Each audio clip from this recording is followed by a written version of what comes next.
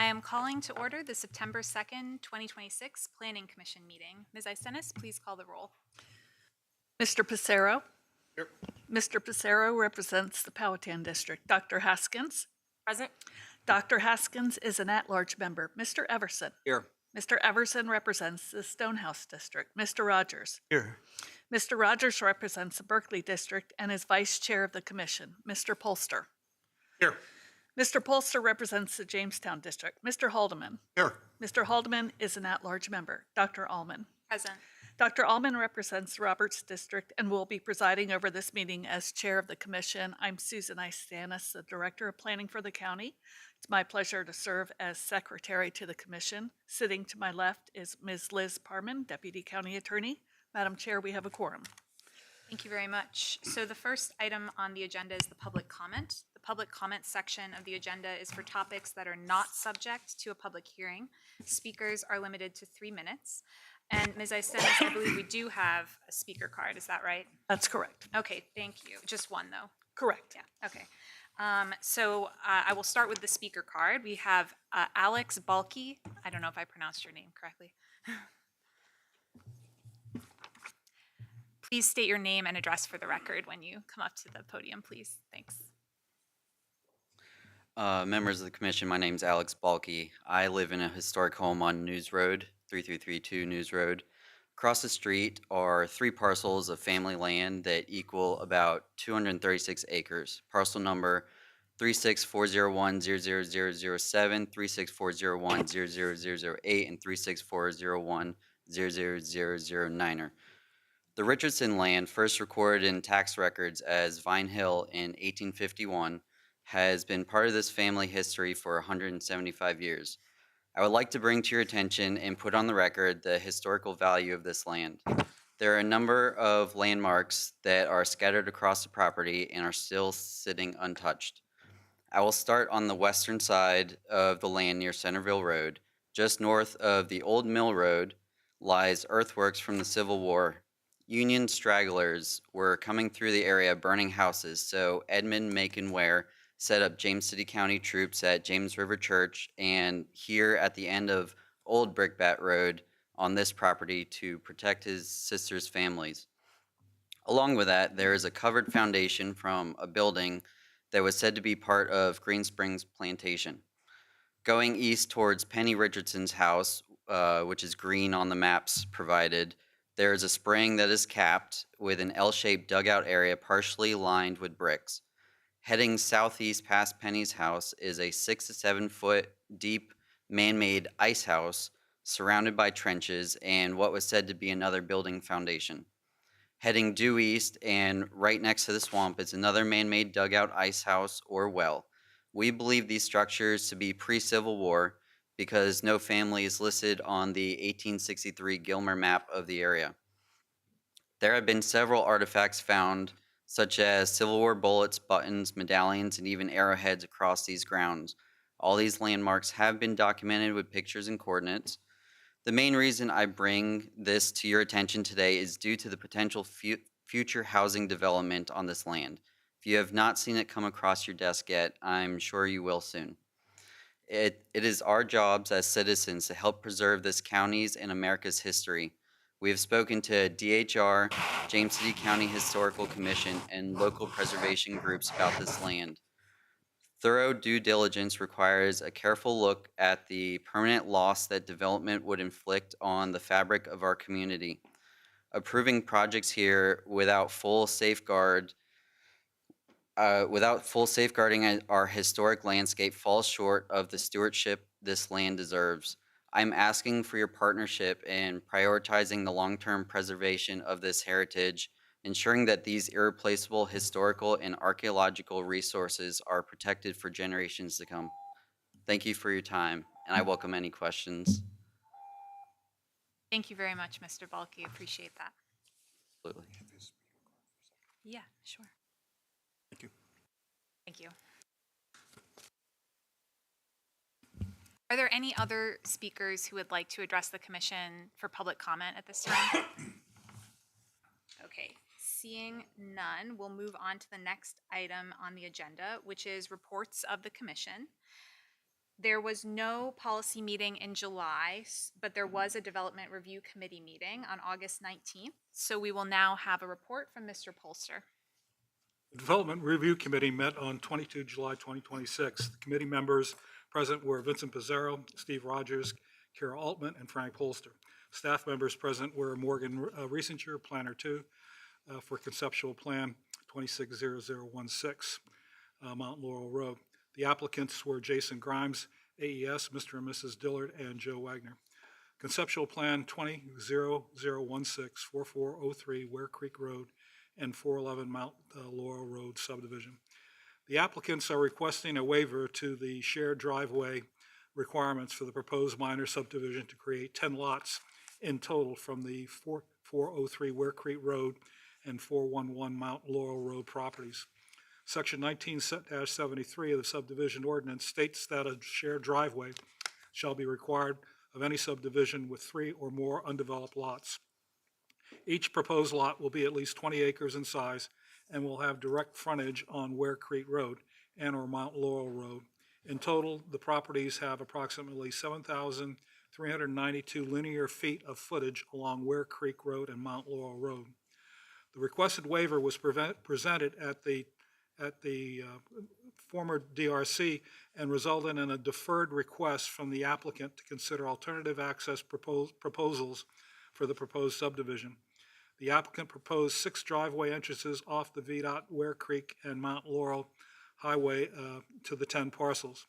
DRC members commented that the proposal of 6 driveways was a better environmental alternative to requiring 1 entrance, which would require a parallel road to the VDOT road of 7,292 linear feet, with accompanying impervious surface and drainage ditches. From a safety perspective, fire and emergency access to the parcel is more direct. One commissioner commented that the terrain with the large central RPA did not lend itself to 1 entrance as a trunk with branches off of 10 parcels. There was some discussion on previous exception requests that were granted and to the 1 entrance based on the context of the terrain and roadways.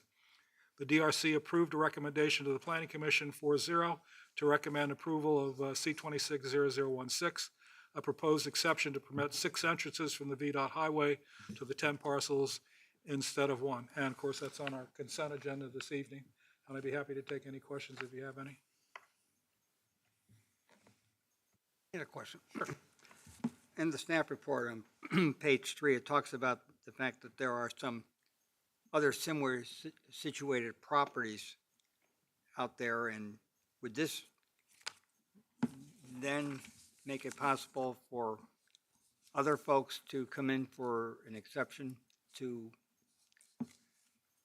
I'd refer that to Ms. Parmentier, but anybody has the opportunity that owns a parcel to come in and ask for that exception, given the section that we're talking about, which is, what, section 19-73. So it doesn't really matter where you are in the county. If you're going to do that, you can come in and file for the exception.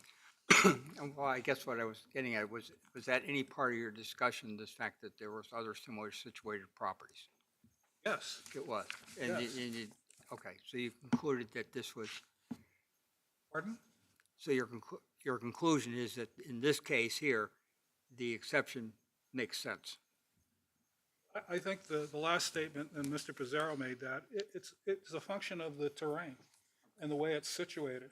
And I think one of the concerns that at least I had on it, and if you take a look at the map that's in there that shows the 6 entries, is what's the impact on the adjacent neighborhoods and their driveways and coming in. And so if you take a close look at it, they were very careful about positioning the driveway so that it wasn't going to conflict with somebody across the road.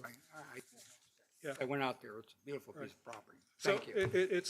I think the fact of the matter is it's really, you need to take the context of the property itself to be able to come up with it. And of course, in my view, having a mile's worth of hard surface as a circle and then having an emergency management, having to traverse that whole thing, that made no sense.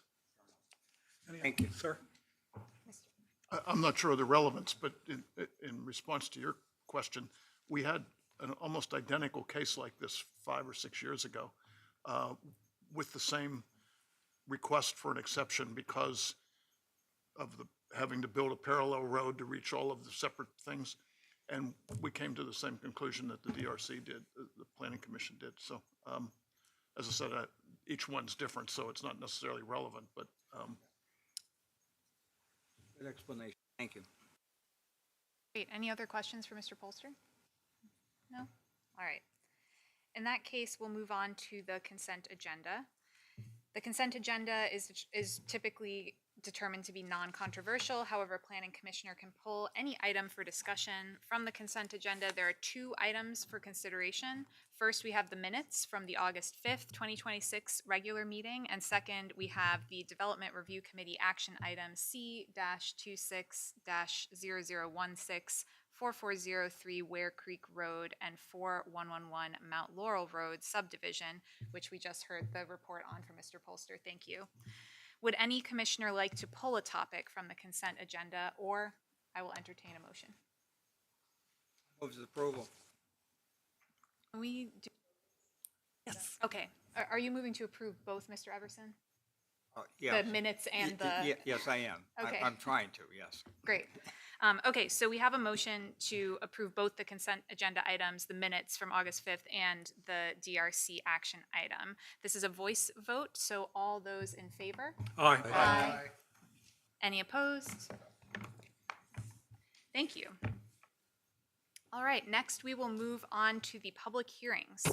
We have 3 items on the public hearing agenda tonight. The first item is SUP-26-0023 900 Adams Road rental of rooms. And so first we'll have the staff presentation. Mr. Bromwell, you have the floor.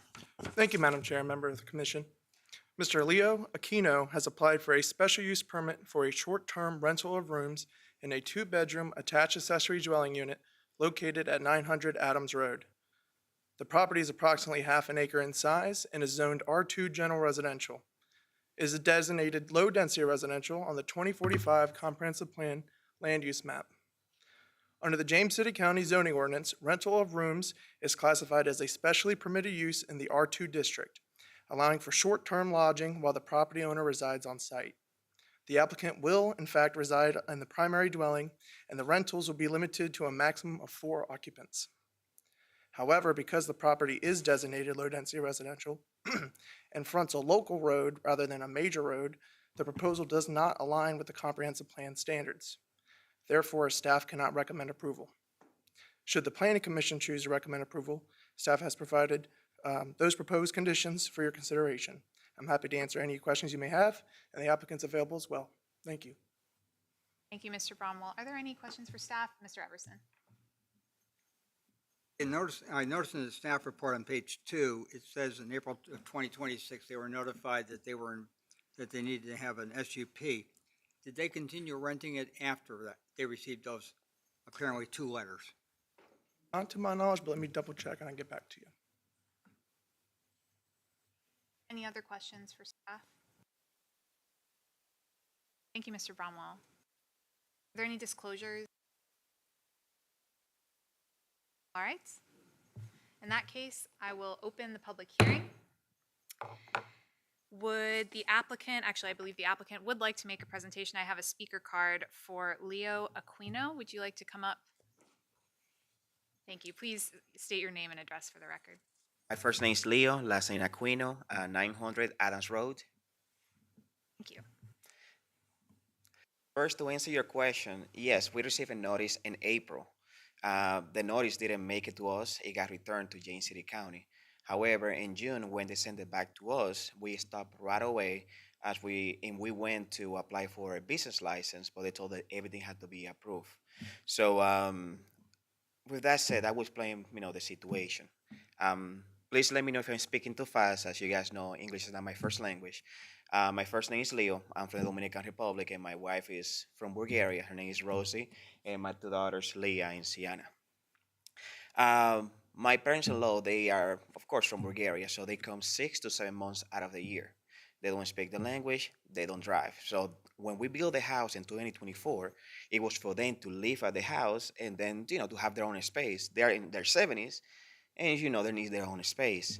And since I don't have any parents, for me, it was really important to have them next to us and to spend time with my daughters. So, however, now having the house, unoccupied for 3 to 4 months out of the year, and with the maintenance of, it's a new house, bamboos, mosquitoes, the maintenance is a little bit tougher than I anticipated. So, since we cannot do traditional rental because it would require, someone we want to live there for a year, sometimes 2, 3 years, we want to keep the space for my in-laws. So that's why we are looking for your blessing, your approval to do short-term rental to be able to help out. Not for the entire year. We are just doing 2 to 3 months. So the time when nobody's there, we can do the short-term rental since we cannot do the traditional rental. We have we went and spoke to our neighbors and we got their signatures. They're okay with that. We get along really well when they're not home. We take out their trash. Honestly speaking, I believe in doing the right thing. I did not know that you're not supposed to do it. It was not my intention to do it. I believe speaking with the truth is better than anything else. We are right next to Merrimack Trail. Like from my house, you can see Merrimack Trail and of course the train. You can feel it actually. So we have across the street from us, we have some trailers and a church, and then next to us we have our neighbors. So we will not rent the house unless I'm there. There's no music going on. You know, there's nothing going on. So when I applied for the permit, the planning division was able to guide me through the whole process, which they are awesome to work with. Since I never have to be in front of I actually build the house myself, and that's everything I have to say. So, Rosie, would you like anything to add? Yeah, we are located very close to Merrimack Trail, and it just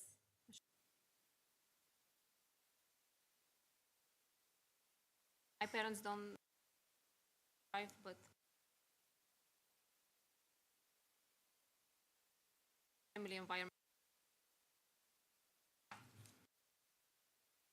Great, thank you. Are there any questions for the applicant? No? Great, thank you. Thank you. Is there anyone else who would like to address the commission on this item for the public hearing? All right. None? I will close the public hearing and open up for discussion by commissioners. Yes, Mr. I'll kick it off. I took a drive-by to look at the property and the surroundings, and one of the things that struck me, and I think is very impactful in a way of supporting your application, is that the house, it struck me, it was really looking at like a business across the street, at least on the corner. And then there was the somewhat setback from the roads, the mobile homes. But I think of our protectionist nature trying to keep these sort of half businesses out of interior neighborhoods and within protected enclaves, sort of. And that's why they usually talk about a major arterial road. It feels like you're on it to me, especially when you're going by a business, to get to the property. And so, in my mind, it's a good use of the property and of the accessory dwelling, so I at least intend to support it.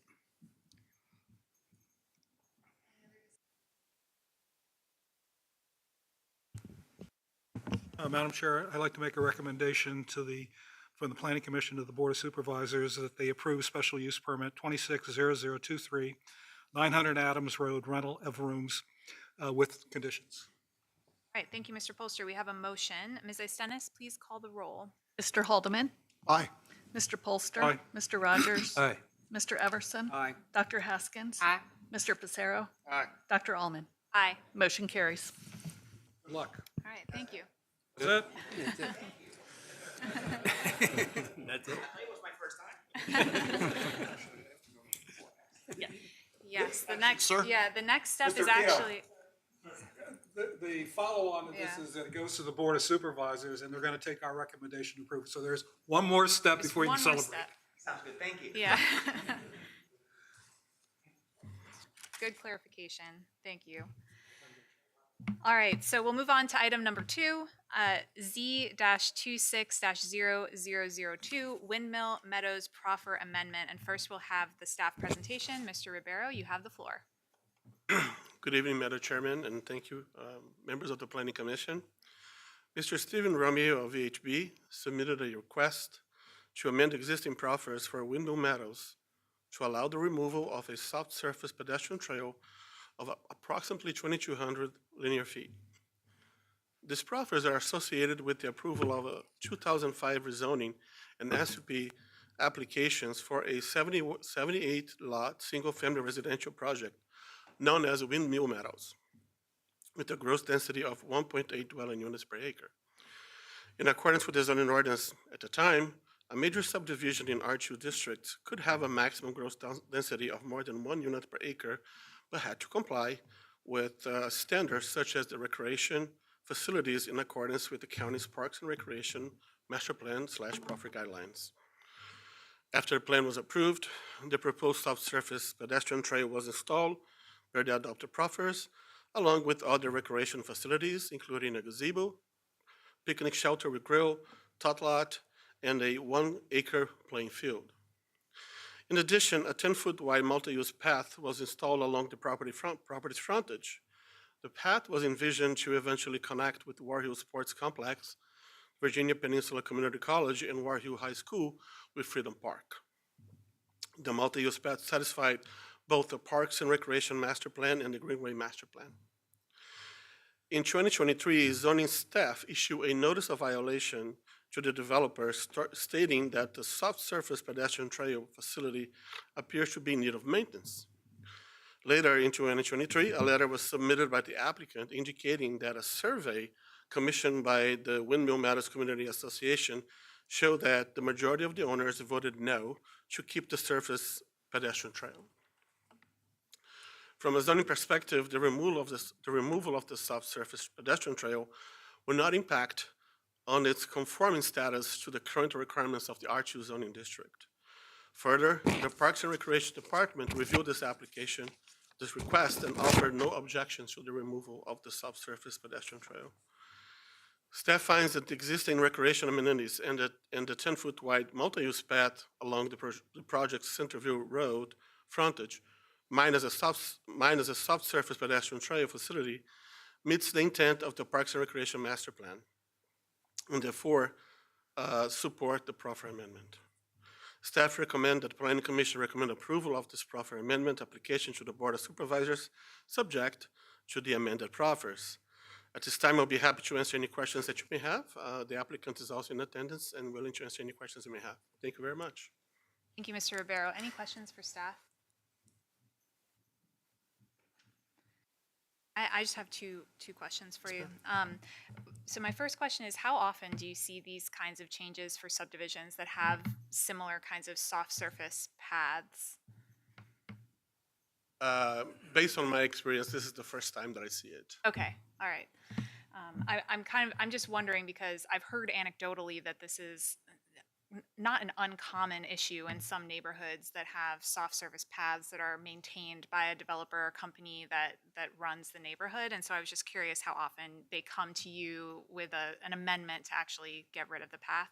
And then I just want to clarify, I think you said, but I just want to make sure I got it, that there is a path there that still basically brings the area into compliance with the Correct. Parks and Rec master plan. Yes, This ma'am. additional one that they're looking to remove doesn't change that. That is correct. Okay.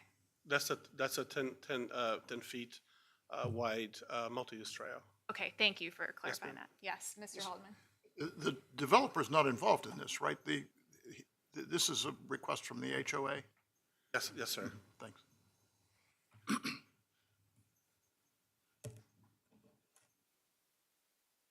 Thank you, Mr. Rivera. Okay, are there any disclosures from planning commissioners on this one? All right, in that case, I will open the public hearing. And we'll start with speakers who put in speaker cards, and I believe we have the applicant's representative, Marvin Towns, first.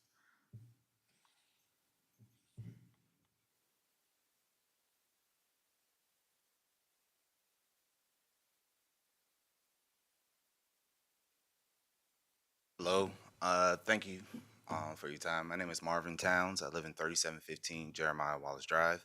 I lived in the neighborhood since 2015. I'm the HOA president. Been on the board since the board was even established.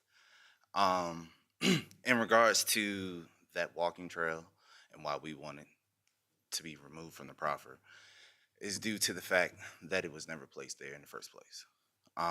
Secondly, it would be it would be a budget problem for our small neighborhood, which is 78 particular homes.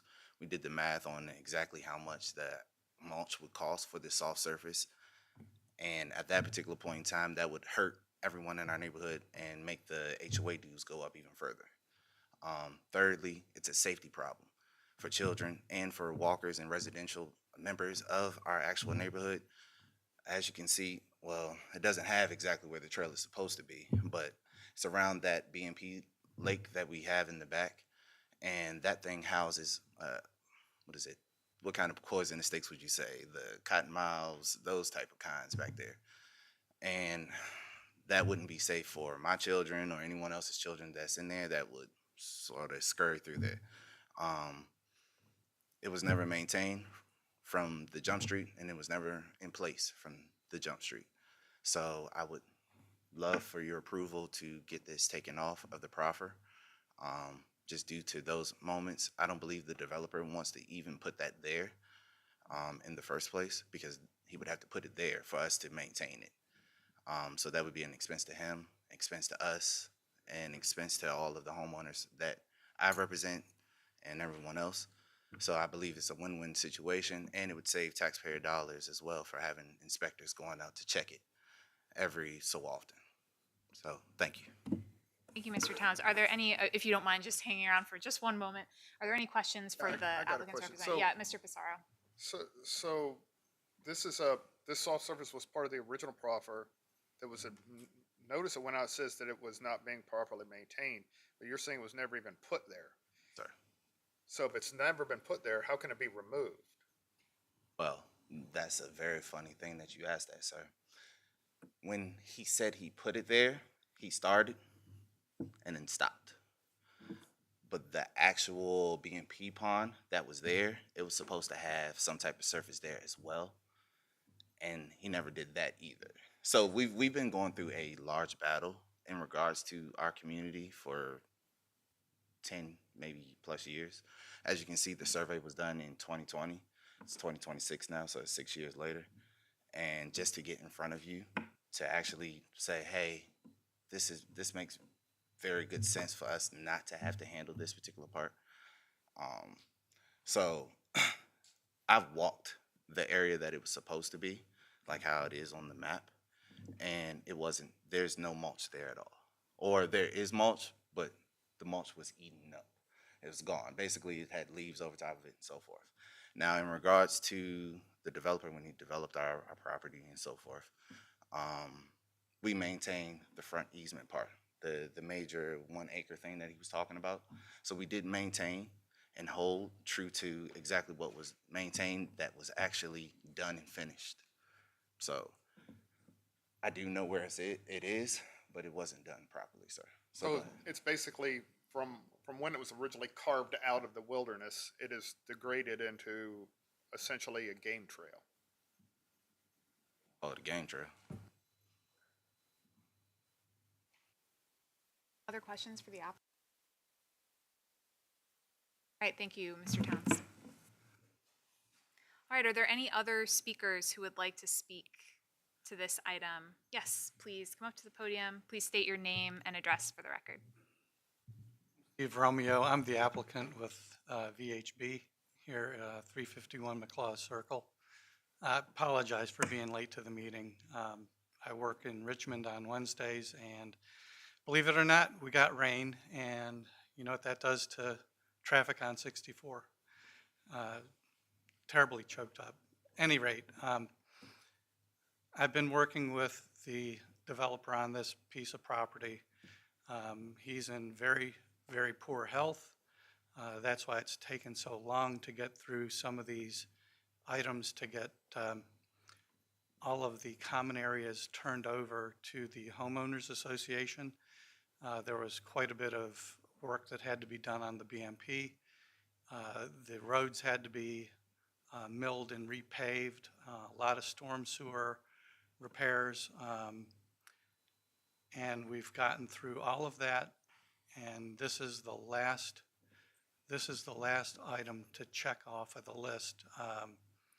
The homeowners came to him and said, we don't want the mulch trail. It's problematic, it's invasive, it's a burden for them to maintain if and when it would ever be turned over to them. So we have a positive staff report saying that it makes sense to delete this from the original proffer. So we would certainly appreciate your vote in favor of forwarding this to the board to get this proffer off. I'd be happy to try to answer any questions. Thank you. Any questions? None. This rezoning dates to 2005, 21 years ago. That's correct. That's a long time to be punch listing, isn't it? Took a long time for this to get out of the ground, sir. Yes, absolutely. It went through economic downturn, and then there was quite a bit of punch list, if you will, to get beyond VDOT and to fix all of the stormwater issues.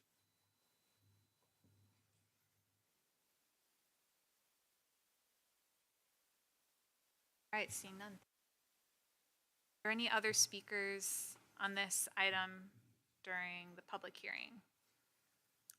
All right, seeing none. I've closed the public hearing and I will open it up for commissioner discussion. I'll just comment that I drive by there twice a week, and I've always been impressed with that neighborhood because of the maintenance of that tree, as well as there's a berm with a bunch of trees, crepe myrtles on that they keep up there. And of course, people use that to walk their dog up and down, and they police it up. And so I was very thankful that Mr. Ribeiro sent the pictures of the trail, if you could call it that. I wouldn't even call it a game trail. It just got a bunch of pine straw over it that nothing happened. And I'm glad that our HOA president came to speak to us, because that issue of the stormwater facility back there and trying to get it fixed and the danger to the kids and all the rest of it sure does make sense to me. And unless there's any other discussion, I'll make a move to approve this. Recommend it.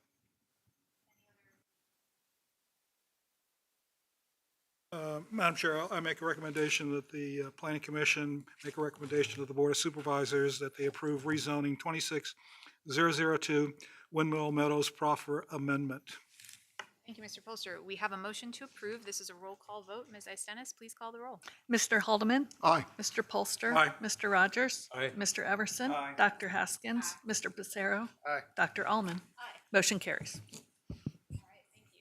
So that takes us to the third item on the agenda. This is Z-25-00/SUP-26-0026 8679 Pocahontas Trail, Colonial Manor Substance Abuse Hospital. First, we will have the staff presentation. Ms. Suluf, you have the floor. Thank you, Madam Chair and members of the Commission. Dr. Pedro Becerra of BC Secure Holdings has applied for a rezoning and a special use permit to allow the operation of a substance abuse treatment facility at the former site of the now vacant Colonial Manor Assisted Living Facility. The subject property is located at 8679 Pocahontas Trail, which is inside the primary service area, is currently zoned mixed use with proffers, and is designated low-density residential by the 2045 Comprehensive Plan. While hospitals are by right uses in the MU district, the applicant must rezone the property if they wish to pursue a singular use in that building, rather than a mix of uses per the mixed use ordinance. The proposed facility would serve up to 200 individuals for periods of approximately 30 days. Per the applicant, patients will not be permitted to park on site during their stay, nor are visitors permitted. The applicant states that based on staffing at their other operational facilities, a maximum of 25 employees will be present on site at any time. 2 company vehicles will also be parked on site. The applicant has provided parking for the maximum number of employees and 3 company vehicles with an additional 23 spaces. All other existing parking spaces will be converted into landscape buffering per the proposed master plan. The site most recently operated as Colonial Manor Assisted Living and has operated as an assisted living in some form or another for over 2 decades. The applicant is proposing minor changes to the physical site, including a decrease in impervious area, as most changes needed to accommodate the proposed use will be internal to the building. If this application is approved, the assisted living use would no longer be permitted at the site. This use falls under the definition of hospitals and mental health facilities found in section 24-2 of the zoning ordinance. As it is a specially permitted use, staff is proposing SUP conditions that mitigate potential impacts of the proposed use, and those are similar to recently approved institutional treatment facility application conditions. The applicant is also proffering out all other uses on site and proffering limits to occupancy and access. With the attached conditions and proffers, staff finds the proposal compatible with surrounding zoning and development and consistent with the comprehensive plan. Staff recommends the Planning Commission recommend approval of these applications to the Board of Supervisors, subject to those attached conditions and proffers. I'm happy to answer any questions you may have, and the applicant is with us tonight as well. Thank you. Are there any questions for staff at this time? All right, I saw Mr. Rogers first, so.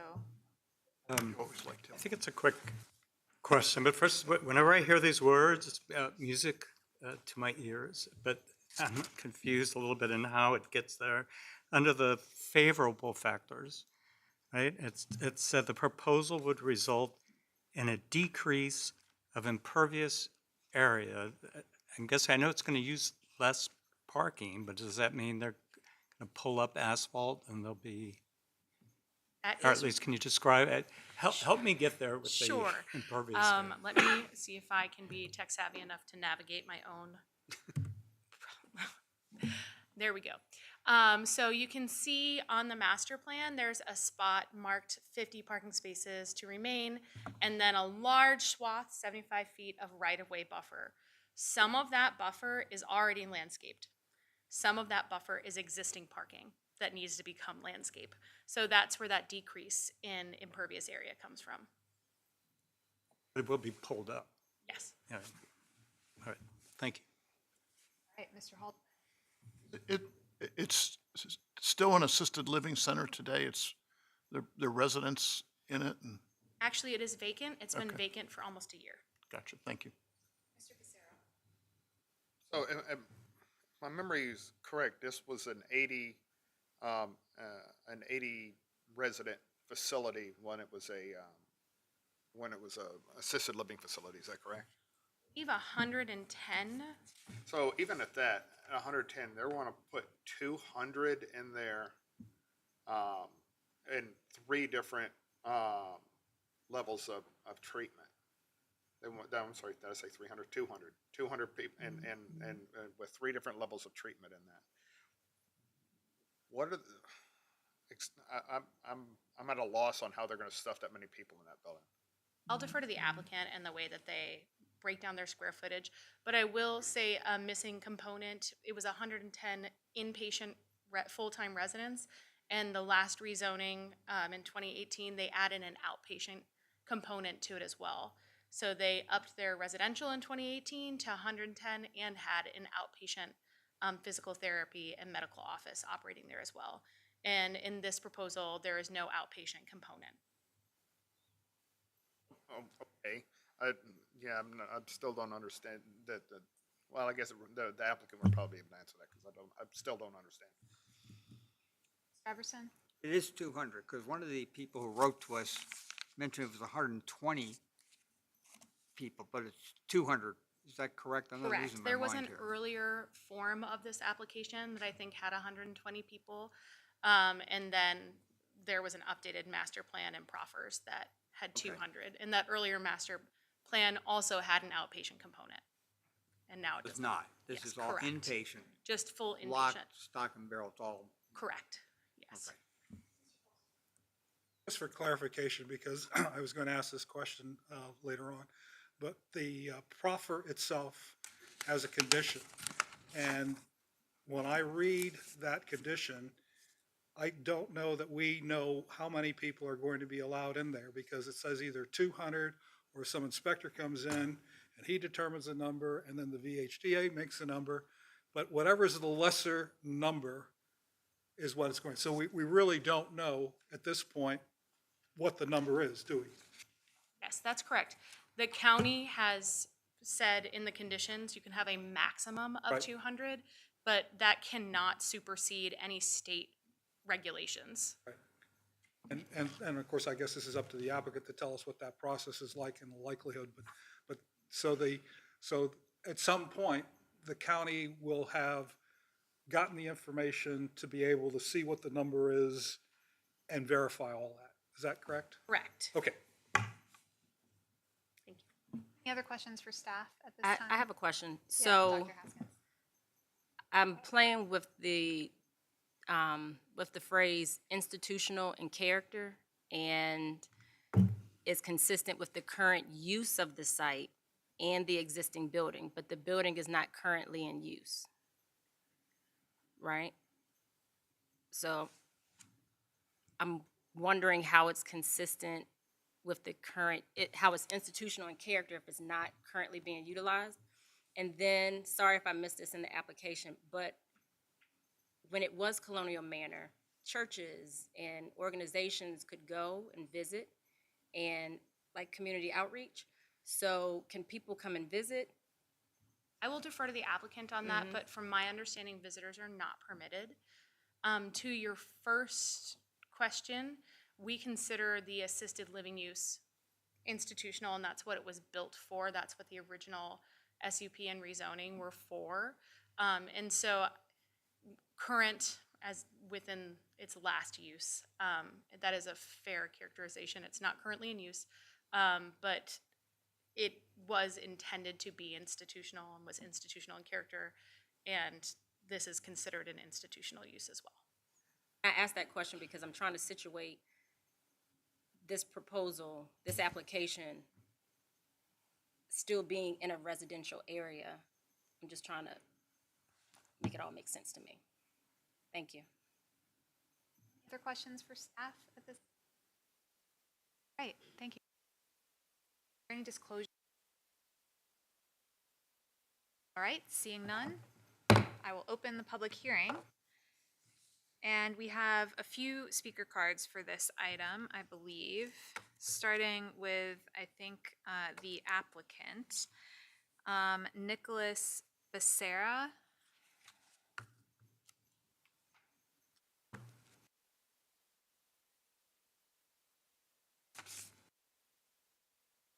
Evening. Good evening, Chairwoman, members of the Planning Commission, county staff, and fellow citizens of James City County. My name is Nicholas Becerra, and I'm Associate Broker with Atlantic Sotheby's International Realty and representative for BC Secure Holdings Corporation, the current owner of the property at 8679 Pocahontas Trail, which many of you know as Colonial Manor. Before I begin, I would like to thank the Commission, county staff, and every member of the public who has taken the time to be here tonight. We recognize and appreciate the dedication of all of you and what you bring to this community. We look forward to giving you the full picture of what we believe is a thoughtful and positively impactful operation for James City County. I would like to introduce counsel for Be Bold Recovery, Nathan Cicada, who will follow me and deliver the substance of our presentation. Counsel will walk the Commission through the transition process and give you a detailed look at the Be Bold organization, its licensure, its leadership, and the way it operates. Before I turn things over, I want to speak briefly on a few points that will help frame what you will hear from counsel. First, on the zoning question. The property in front of you tonight was zoned R5 for decades. It operated as Colonial Manor, a licensed congregate residential care facility throughout that time. In 2018, BC Secure Holdings Corporation, the current owner, rezoned the property from R5 to mixed use in connection with redevelopment plans that were not ultimately carried forward. What we are asking the Commission to recommend tonight is not a new zoning designation, rather a reinstatement. A request that the county restore the R5 classification that has governed this property through the majority of its operational life. Second, I want to make sure the Commission has the current version of the application. The updated proffers before you supersede any earlier draft that may be in circulation. The current filing caps density at 200 beds, permits only ASAM, American Society of Addiction Medicine, levels 3.1, 3.5, and 3.7, and only permits residential inpatient care. It expressly does not permit outpatient services, partial hospitalization, or ASAM levels 2.5.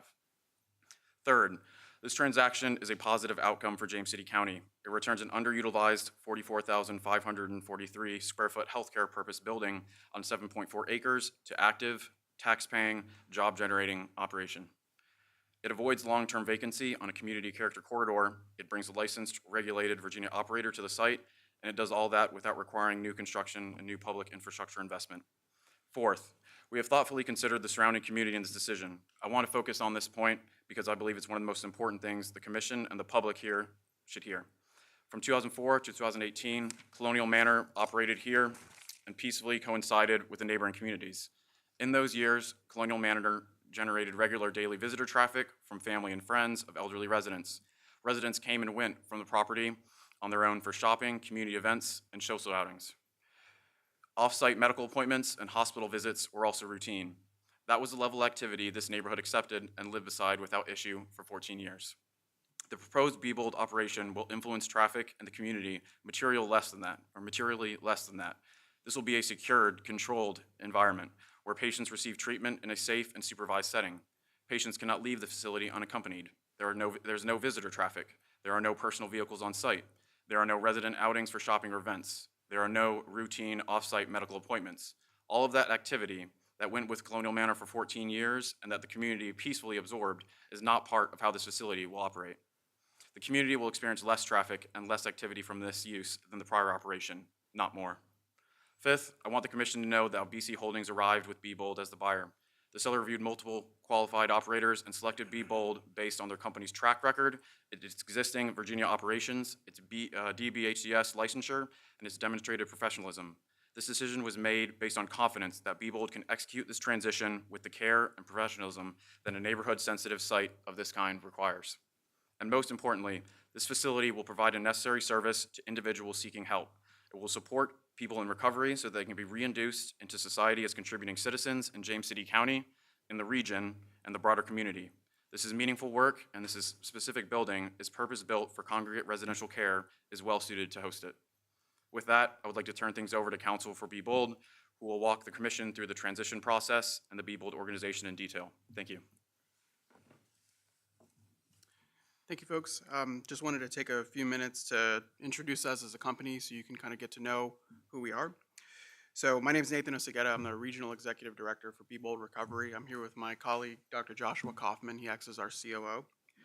Beebold Recovery is an experienced behavioral health organization focused on helping people and their families find recovery. The majority of our patients have been, I would say, devastated by the disease of addiction, and that really is where our focus is. We don't work with dangerous patients. We work with families and their loved ones to get better. Beebold Recovery is a strong and experienced team. We are more than just a healthcare organization.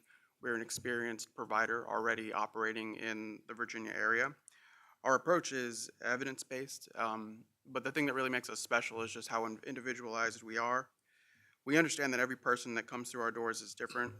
Their circumstances are different, their families are different, and we find that their needs are often different. And so we take more than what is required of us. We really, truly individualize and meet people where they are. The thing that really makes us special is that we want to work with people along their journey to make sure that they're engaging in their treatment.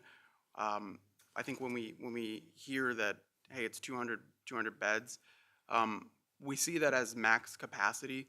We do know that DBHDS and some of the other licensing boards may reduce that, but that's just the full potential for the building. The reality is that we intend to operate safely within the parameters of the building. One of the benefits of this building is that it is a giant square, and the reality is that our patients will not leave. All of our outpatient treatment will continue in our Norfolk location, and we intend to only pursue an inpatient license in the Williamsburg location. One of the things that you can do very easily is learn about us on the internet. The families that we've helped, the patients that we've served, You can see the progress that we've made reflected on Google. We have an outstanding Google review, and we've been doing quite well for ourselves in Norfolk. The reason that we've had so much success is that we communicate as an organization with families. We track people on a daily basis, and we make sure that everybody's progressing in treatment. When we talk about individualized care, we really are taking that very serious, and we're making sure that families are updated and the community at large is ready to accept our step downs. One of the biggest things that we focus on in Norfolk is our aftercare process, and so we make sure that everybody that's in our program is not just receiving treatment while they're there, but they have a plan for when they leave, and we ensure that they engage in that plan through alumni services and follow-up. The most important thing that I would ask the council to know about us is that our main goal is to help people rebuild their lives and move forward in their treatment. Thank you. Are there any questions for the applicant at this time? Mr. Holster? For Mr. Becerra, you made the statement that your proffer had 200 beds in it. That's correct. And that's the 2 August 2026 proffer document? Yeah, the most recent proffer that was No, submitted. I'm trying to get a date because that's the date of the document that we have in our file. I mean, I can. And the reason I'm asking that question, there's nothing in there about the levels of service in the proffer. And if we don't have the right document, I like to see it. Of course. The second thing is just as a clarification for staff, is there's the conditions, and the condition statement talks about not being 200 and then go and get an inspection this way and get another one there. So that's what the condition says. And then the proffer says 200. So how do we reconcile those two?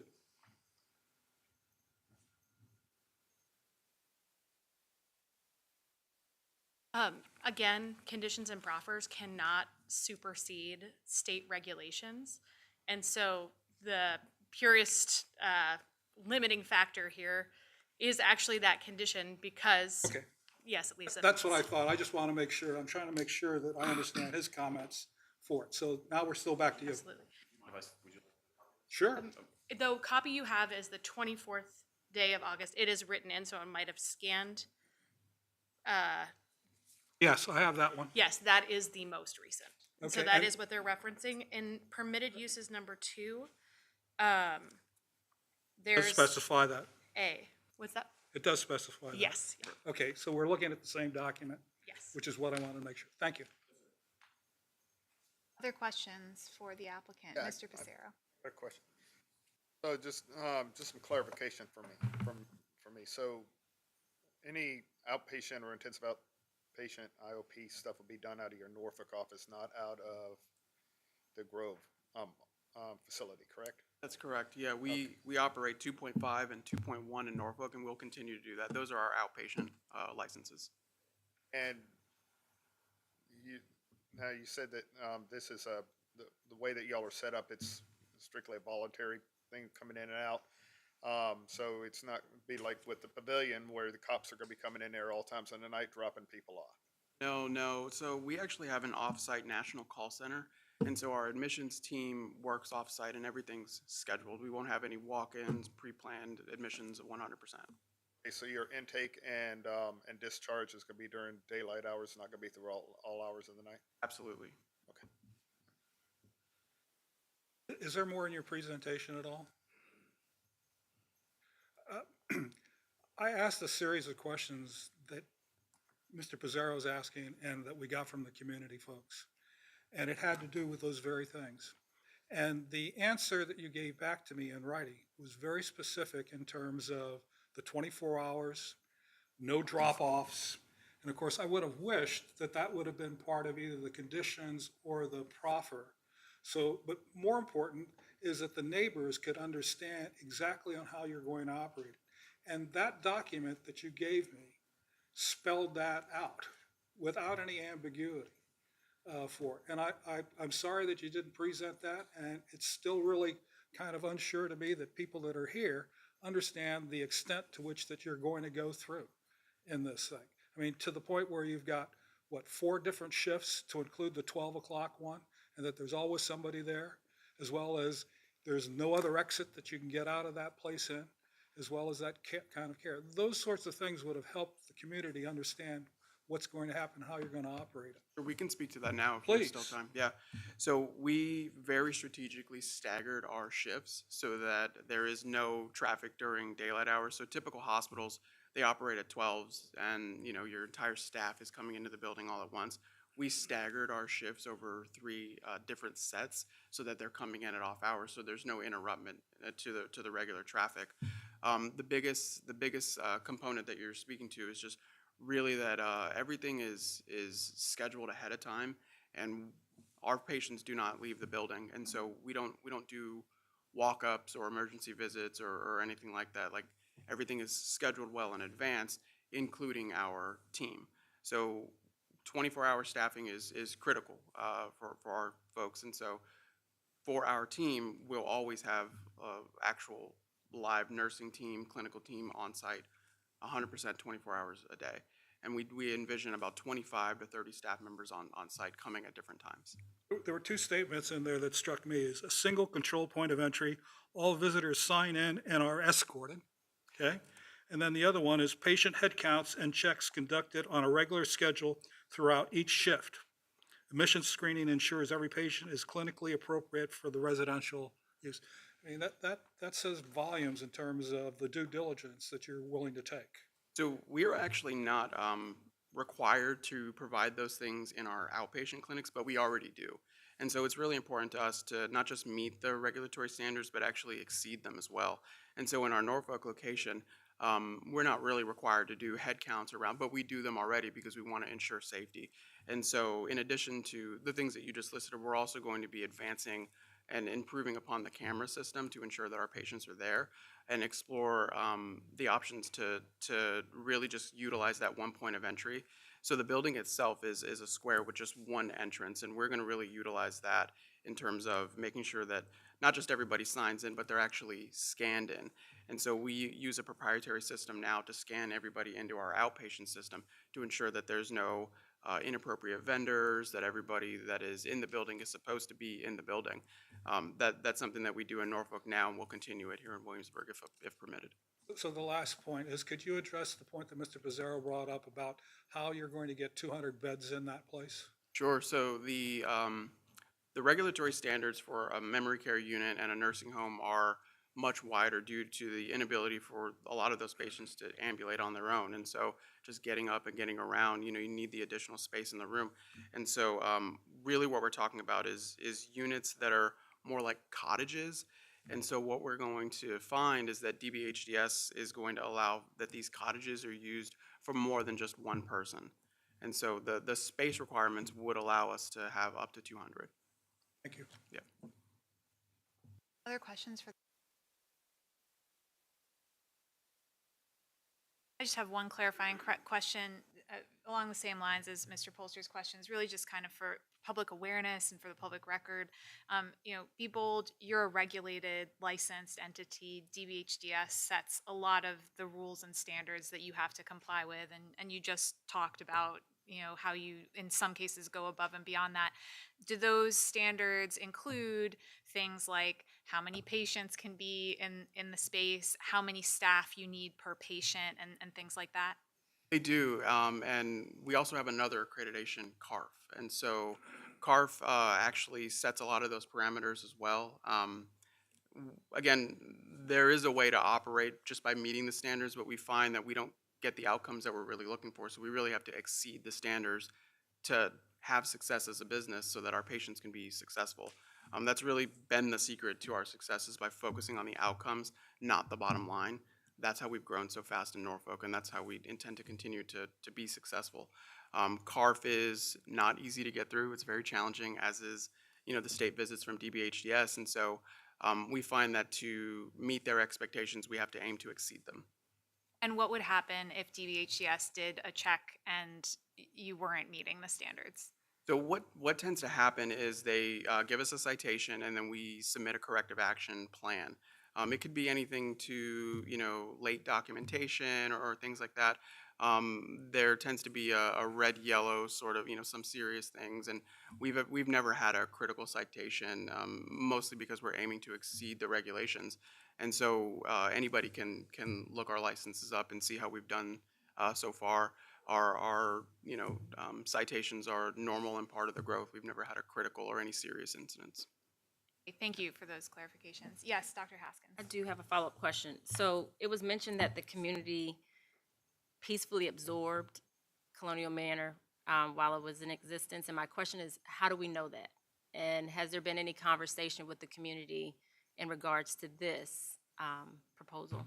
So actually, yes. So one of the things that we have in mind safety as paramount. And so when we started this project, we actually reached out to our local hospital here and began talks just how we'll support one another. I mean, if we're really talking about bringing 200 additional, clients, then, we need MOUs. And so we've reached out to some of the local hospitals and we've started that process. One, to sort of govern just how we'll handle PHI and so on, but really to really flesh out how our teams will work together.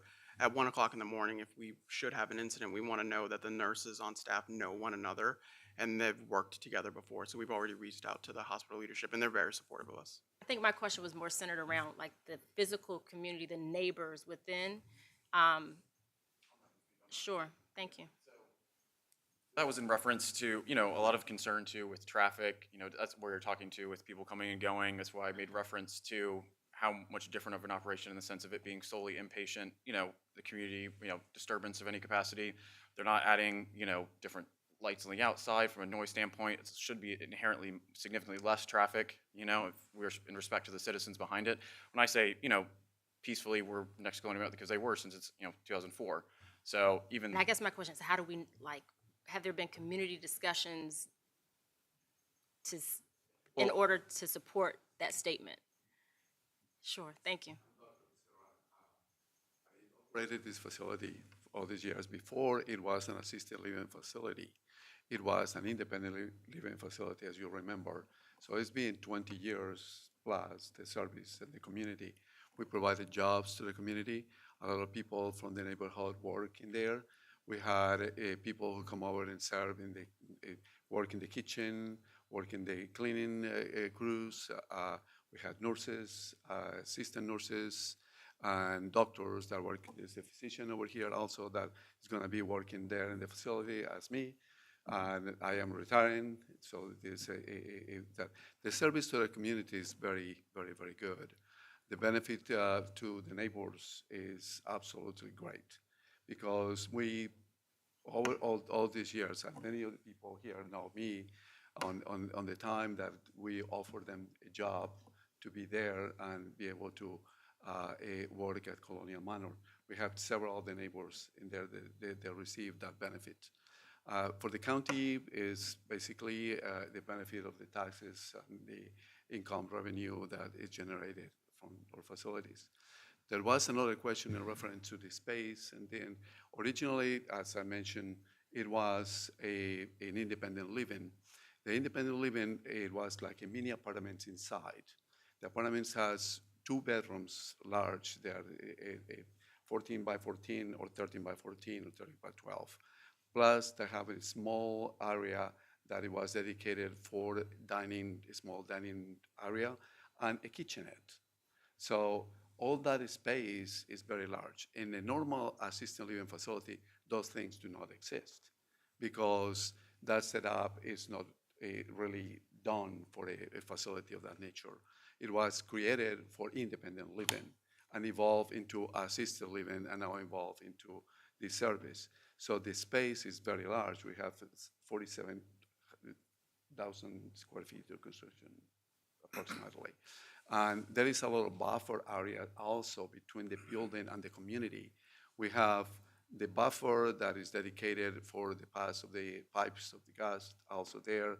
That is about a 50 feet different distance between there and the homes. There is a buffer. It's about 50.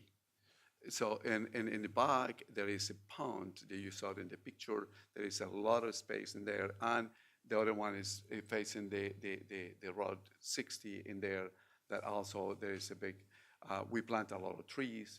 It's beautiful when you go and walk over there.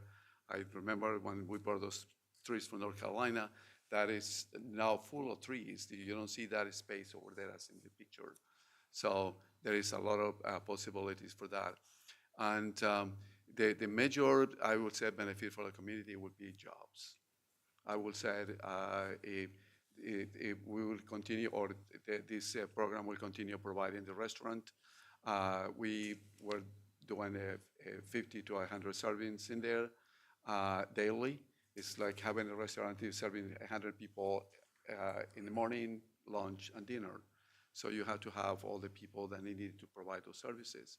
There is laundry, there is cleaning, there is buildings and grounds. There is all these jobs that are available for the community. Right now, the building is empty. None of them are working. So most of those people are going to come back and get jobs, which is a very good thing. Yeah, Mr. Pacero. So, ironically, I lived kind of across the street from this place about 12, 13 years ago. And which is one of the reasons I asked about all through the night stuff, because about the only thing that this disturbed was when somebody would have a medical emergency in the middle of the night. Yes. And then the ambulance would come and then lights would be all over the place. That is correct. Yeah, so, but for the most part, it's just part of the community. It's not loud. It wasn't wanted anything. It was just there. So. In assisted living, you're right, absolutely right in that. In assisted living, we have people that are with different morbidities, and we had constantly, at least twice a week, the ambulances were there, the sound and all that. In this case, it will not happen. Actually, it's going to be a relief for the neighbors to say, oh, we're not going to see the ambulances that often here. Got one more question. As far as the security and head counts, how are y'all gonna be doing that? Is that electronic or is that? We have right now. We have the building has already a cameras in the building that are providing that service. They're gonna improve that system because their system is a one-on-one, watch one-on-one. We didn't have to do all that. And besides that, also the perimeters, also they have cameras outside. For your head count, they're going to be monitored as to where they're at. So again, for the regulatory standards, the cameras and the head counts kind of cover us, but one of the things that we're going to be pursuing is a system called Observe Smart. So these are effectively tags that the patient wears. It's not intrusive. It's sort of just looks like a Fitbit. And it's a way to kind of track and do those counts so that our team could very quickly find, up to 200 patients. I mean, if you do hourly rounds and you're trying to find 200, it could take the full hour. And so we are pursuing some technology solutions for that. I've used that in other residential programs that I've run, and it's phenomenal. And it's a way for us to very quickly keep track of things. One thing that I wanted to mention about substance abuse treatment, that the treatment that we provide, we use what's called experiential therapy. And so in our Norfolk location, we're not doing just traditional talk therapy. We're doing a combination of yoga, meditation, sound healing, and a lot of the things that you don't typically see in programs like ours. It's really important to us that we are one of the best programs in the country, and that's really what we are on track to be. And so if allowed, we would continue to use those same modalities here versus the sitting down in a circle and just talking all day long. We're going to be exploring other ways to engage people. And this is in addition to any 12-step programs that would come out of that? Absolutely. Okay. Yeah, everybody in our program will be doing a first step, getting a sponsor, and engaging with the 12-step community. I worked in this county for many, many years at the Farley Center, and partnering with the 12-step community here is one of the things that we are extremely excited about. Other questions for the applicant, Mr. Polster? Just the last question. Can you address and talk about your outreach to the community on this project, please? Absolutely, yeah. So outreach is something that I'm actually extremely passionate about because these programs are not successful without partnering in the community. That was how we had the success at the Farley Center, by partnering with Stepping Stones. The 12-step community here is phenomenal. And so our main goal right now, where we really made some progress, is just safety.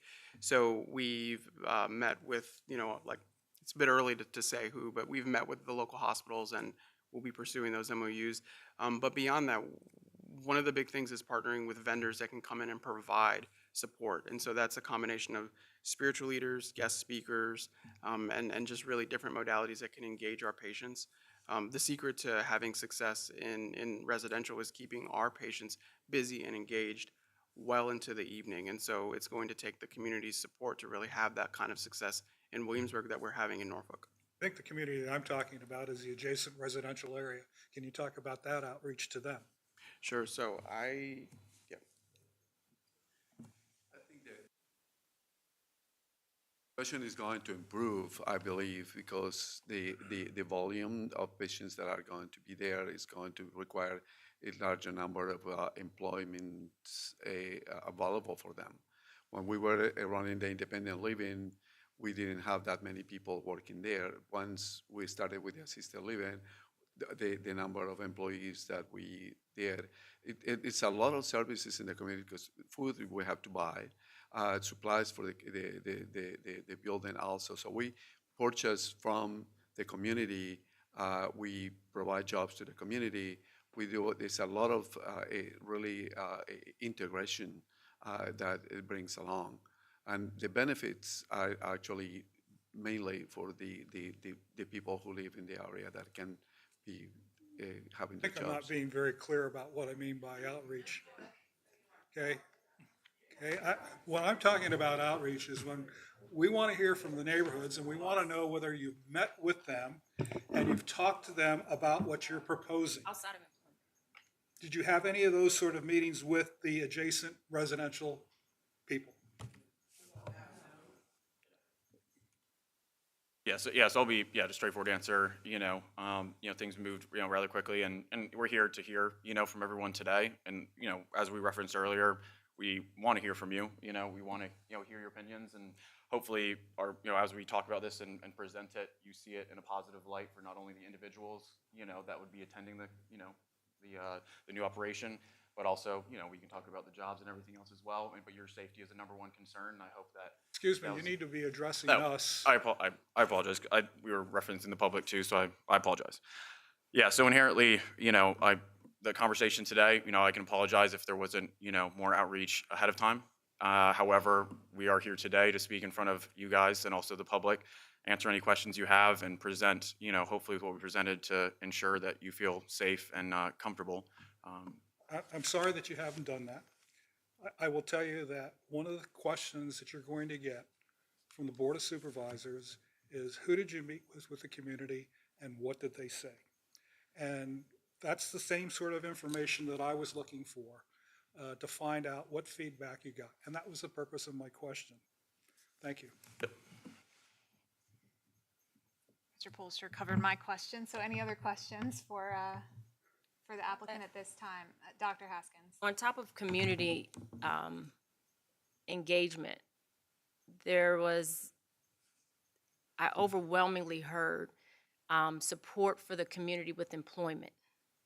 How do we know, based on the evidence by what, that this would offer employment or that they're interested in being employed?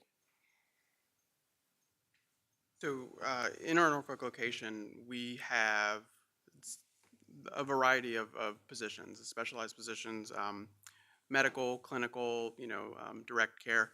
And so we've already had a lot of success sort of scouting the area. And because these, Williamsburg is a city, but the reality is that if somebody has that, sort of specialized trade, they have to, often go to Richmond or, to the Hampton Roads, sort of south area. I lived here for quite a while, and so I was lucky to work at the Farley Center. And so we know that there's folks here that are ready to work in the recovery world. There is a thriving recovery community here also. There's a pretty substantial network of providers already here working in private practice that we believe that we'd be able to engage and to work in our program. Just that kind of spurred my understanding, or a question I have about the description that I'm now trying to put against what I'm just hearing about the employees in the package that the staff gave. It described that there would be a max of 25 employees at any one time, which in my head, I was going, oh, that's 2.5 attending staff to 200. You know, it seemed like a good ratio of people attending to the folks. But when you're talking about all the cleaners and the folks preparing food and all that, is this 25 number, is that including them, or is the 25 max the staff that attends to patient care? Yeah, the 25 max is our direct clinical. These are the folks that are going to be working with.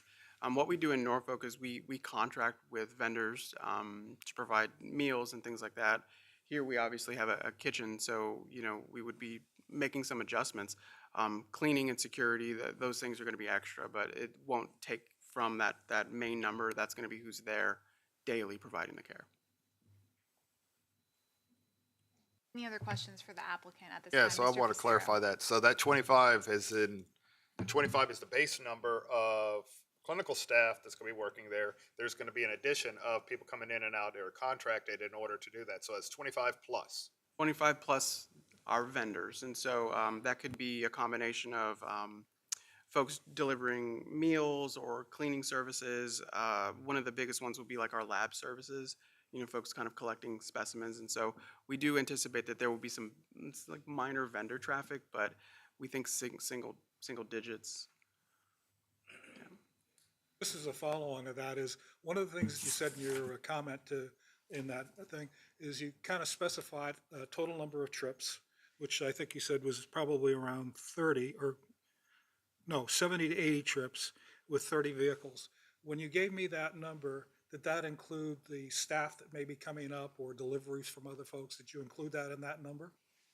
Did the actual I guess sort of delivery, like the trips, that also includes our admissions. And so it's not a set number of folks that we would admit on every day. So we gave you kind of like a ballpark figure. The reality is that there'll probably be anywhere from 4 to 5 admissions a day. You specified that. Yeah. I'm trying to get at the support staff and whether or not that was included in your number of trips. Hi, I just want to add to the staffing question. We're talking about 20 to 35 staff on each period. So there's 3 shifts, so it's really 90 staff. So usually in the afternoon shift and the night shift, we're much more smaller on our clinical team. And that's when we have the cleaning more in the nighttime and also the breakfast and cooking. We start at 4 in the morning to do that. So that's really where that discrepancy was. Right, and those people would have been outside of the key peak hour period that you specified in there. Okay, exactly. I got it. Yeah, thanks, Josh. Sorry about that. All right, any other questions for the applicant at this time? Okay, thank you.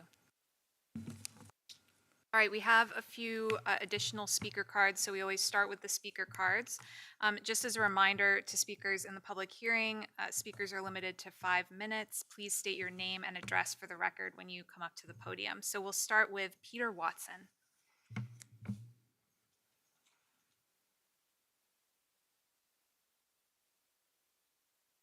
My name is Peter Watson. I live at 101 Grove Heights Avenue. I was listening and I just took some notes. Can everyone hear me well? Yes. Okay, good. So I hear the notion that the community has accepted the facility as it was a year ago, but I just want to make sure everyone knows that the community is changing. I've lived there now for about 14 years. I own a home there, and I've done a lot of work to make the home better.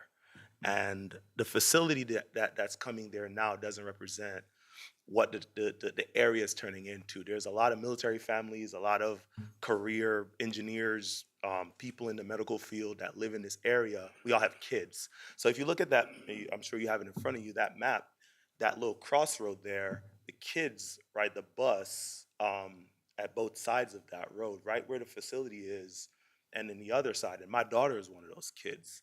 And, I hear the point of, okay, we're going to have two people cottage together. It sounds more to me like it's just about, we're going to get as many people in here to make as much money as we can, you know, and we're gonna help, sure, you know, but it's about getting people in, getting people out. And I have a few questions. I can't ask it all because I only have 5 minutes. But what if people want to leave? If, it's a job, okay, we're gonna bring them from inside the facility to the street there. What if people are homeless, right? Where do they go? Are there gonna be people walking around the neighborhood making it like unsafe, making it feel, you know, people love old people. People love people who are retired. So when there were old folks there, they were family friends. But when you have people from all over that they have drug addiction problems, that changes the game a little bit. And, you know, this is not hard. If you research this online, things like this have happened before. It changes the neighborhood. It affects the value of the homes.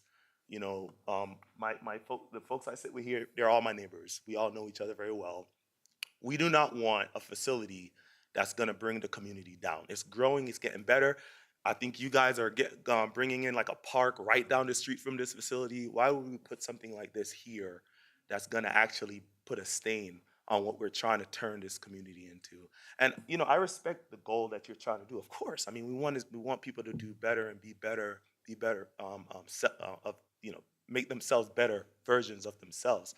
However, I think a facility like this needs to be in a more secluded, discreet area, more security, away from people. I don't want to have to explain to my daughter what's going on there. Like, hey, what is that? Like, what are those people doing there? And I'm sure everyone feels the same way about their kids seeing, whatever they get to see. Nothing ever works perfectly. I work in the shipbuilding industry. We build warships, and I'm telling you, plans always, it sounds good on the board, sounds great, when you present it.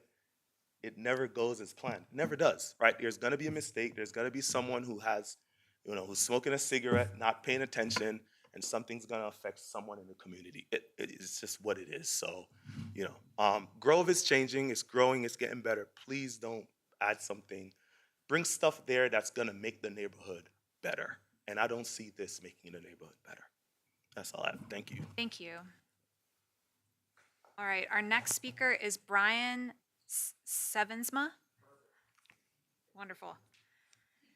Good evening. Like you said, my name is Brian Sevensma. I live at 112 Magruder Avenue. It's the road down here at the bottom. To go back a couple questions that were asked, my research said 85 beds in Colonial Manor. Community engagement, none. Again, I live on Magruder Avenue. The only reason I even knew this hearing was happening is because another neighbor went around the neighborhood and started putting like flyers and mailboxes and stuff like that. I'm an Army veteran. I did 11 years on the Army bomb squad. I'm a huge advocate for mental health and substance abuse and all the other stuff that typically plagues the military and veterans. My concerns are with the numbers. There's already a recovery house. If you look up on the wall here, there's a little square. There's a recovery house on Magruder, if you're not familiar. It probably houses like 6 or 7 folks. I've had multiple run-ins with residents of that house. There are currently 5 registered sex offenders living there.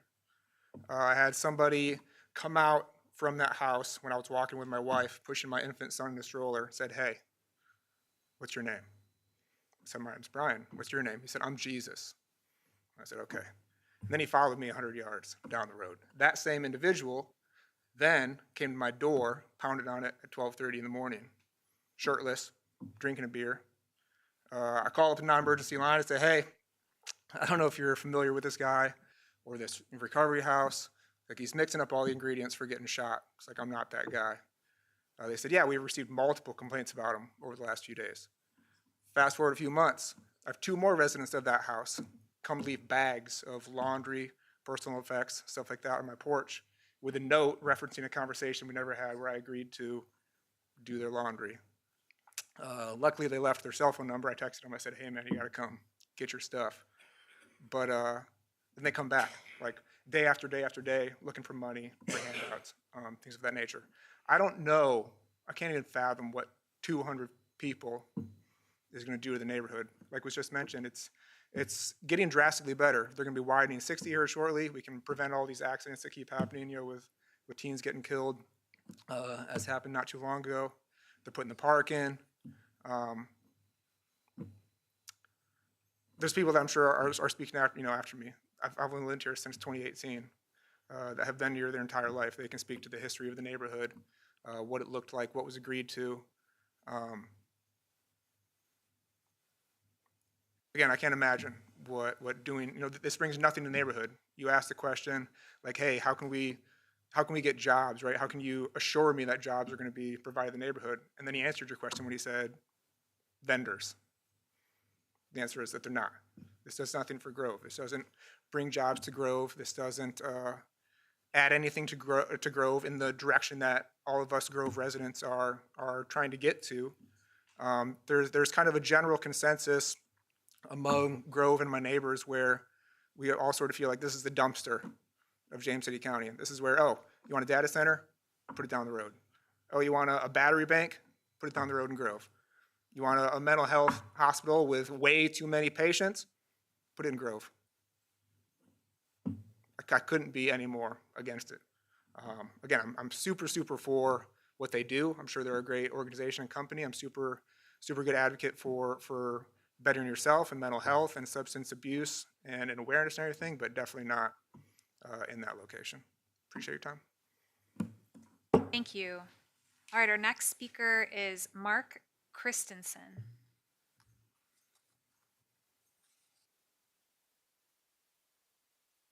Good evening. My name is Mark Christensen. I live on 97 Grove Heights Avenue. As you've heard already, and we'll hear from other of my neighbors, one of my first concerns is that there was no communication to the neighborhood other than the immediate adjacent property owners. None of us would have known about this had it not been because one of our neighbors took the time, made the effort to pass around flyers so we could all be informed that this was happening. And that's why you have the people here tonight. Otherwise, you would have had one, maybe two residents. None of us knew about this. That's problematic. I have worked at both assisted living as well as substance abuse units. And I have to say, they are nothing alike. To say that the Grove absorbed the assisted living facility and use that as justification for or reason for why a substance abuse center should go in and replace it is not just ridiculous, it's actually downright insulting. It's insulting to the residents of the Grove.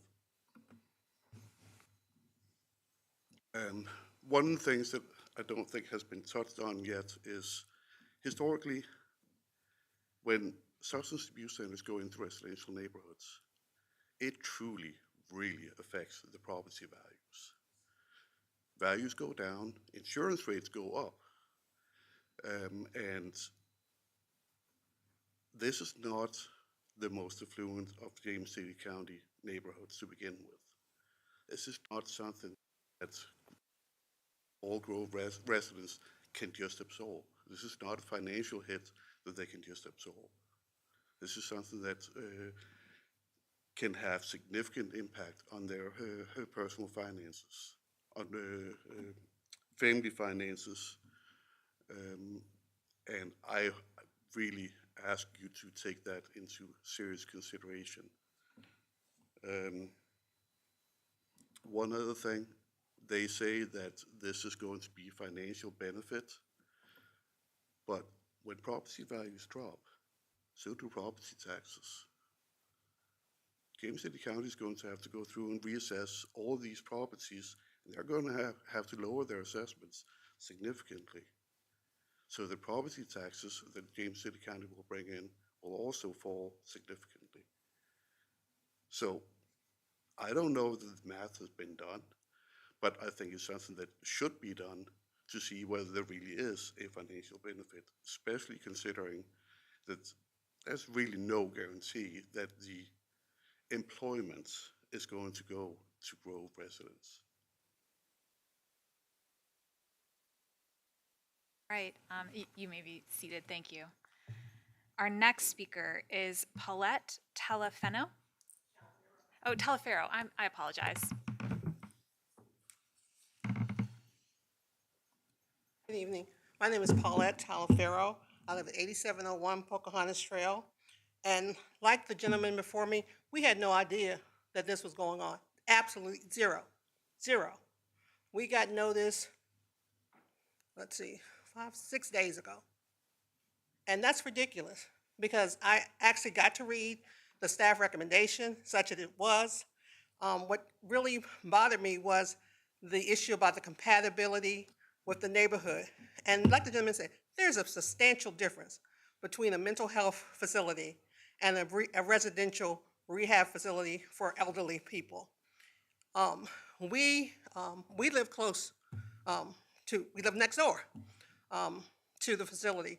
And while it was a residential facility, we had multiple visitors. So to say that people don't just kind of show up is incorrect. People showed up and we kindly walked them back next door and reported it to staff, and they said they would take care of it until the next incident. So I don't know about, first of all, the security, because when we went there, they were like, oh, this is a secure facility because we have a lot of memory patients here. And so we have to make sure that they're in a secure facility. Well, I don't know what kind of security they're talking about because we saw those people all the time, multiple times, some of the same individuals.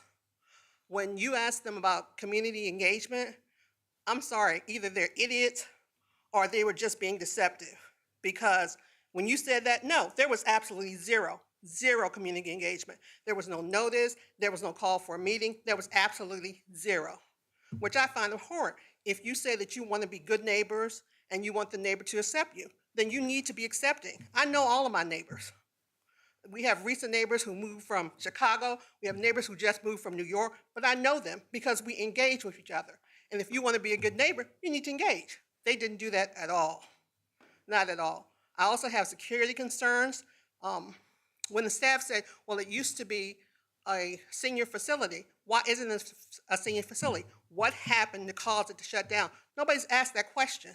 And that question needs to be asked because there's a reason it was shut down. It wasn't that they weren't operating efficiently. There's a reason that they were shut down. They had calls, there were police visits, there were situations that are cause for concerns. They didn't happen at the beginning. At the beginning, they were great neighbors. They were quiet. Like I said, people came over and that was fine. They walked their dogs over. They met with my dog. We walked them back over. That was fine. But it's just concerning to me that a lot of questions that you ask aren't being answered. So for me, it's more confusing now than when I read the report and then to hear them speak, they've given no answers, no logical answers. I had the privilege of working at Eastern State for a while, so I know a lot about mental health individuals, and also I had the opportunity to work with the drug rehab center. So it's a big difference between how people unfortunately engage after they're in those kind of conditions, and they engage very differently from neighbors. That's not a neighbor. That wouldn't be a neighbor. And we are trying to make and actually keep Grove a neighborhood. And I think that the residents of Grove deserve a neighborhood, not a place where you have this and that and this and that. We want residents. We want people we know. And we ask that you keep the neighborhood vibe to our neighborhood. Thank you. All right, our next speaker is Casey Snyder.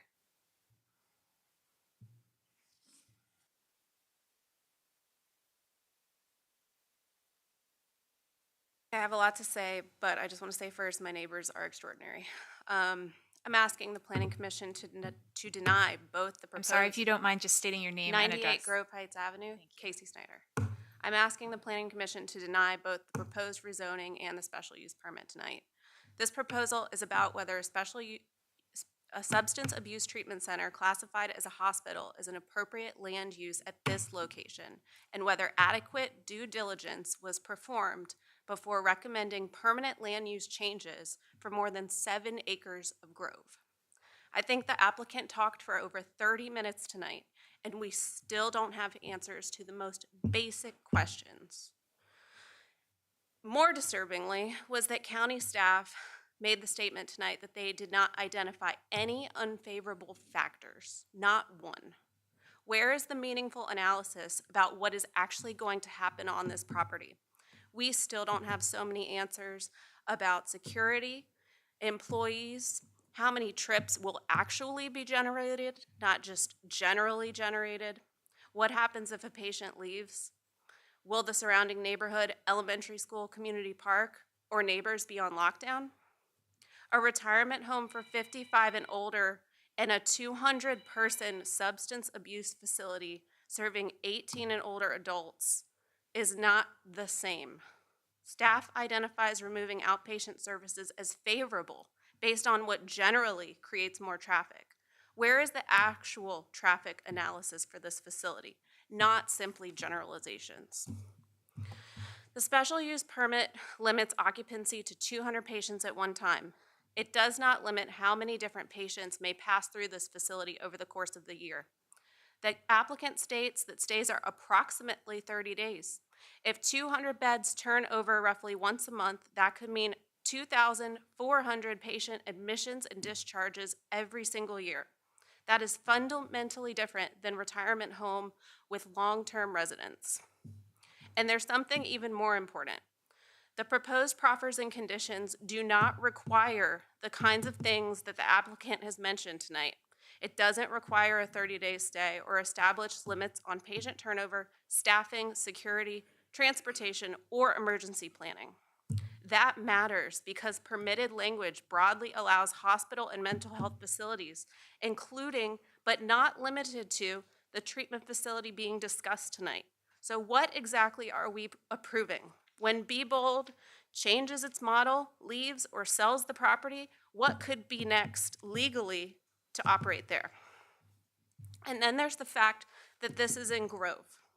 The comprehensive plan identifies Grove as one of only 3 other special places deserving additional consideration. This stretch of Pocahontas Trail is specifically designated as a community character corridor intended, sorry, I'm really cold, so I'm like shivering. This stretch is specifically designated as a community character corridor intended to protect and complement Grove's character. Staff says they address that by calculating a physical buffer, but a buffer does not address police and EMS activity, including sirens, emergency lights, fire or security alarms going off, traffic or other operational impacts on a large scale that a substance abuse treatment facility operating 24 hours a day, 365 days a year would bring to the middle of our neighborhood. The comprehensive plan goes further than just requiring buffers. It says community character corridor policies should be used daily in making land use related decisions. So where is the actual analysis of whether this proposed change in use and intensity is actually compatible with Grove?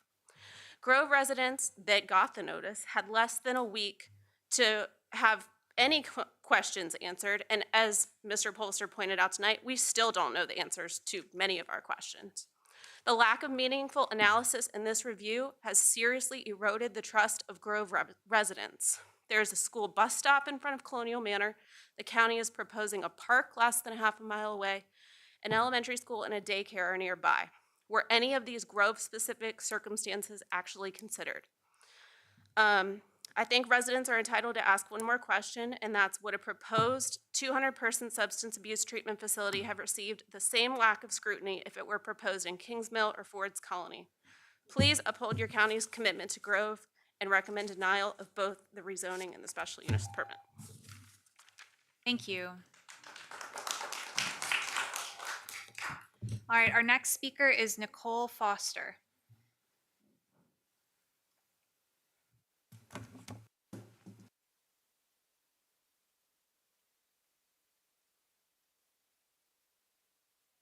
Hello, my name is Nicole Foster. My address is 170 Magruder Avenue, and I live right next door. If you see that orange line, I live in that first house right there. My concern is safety, for number one.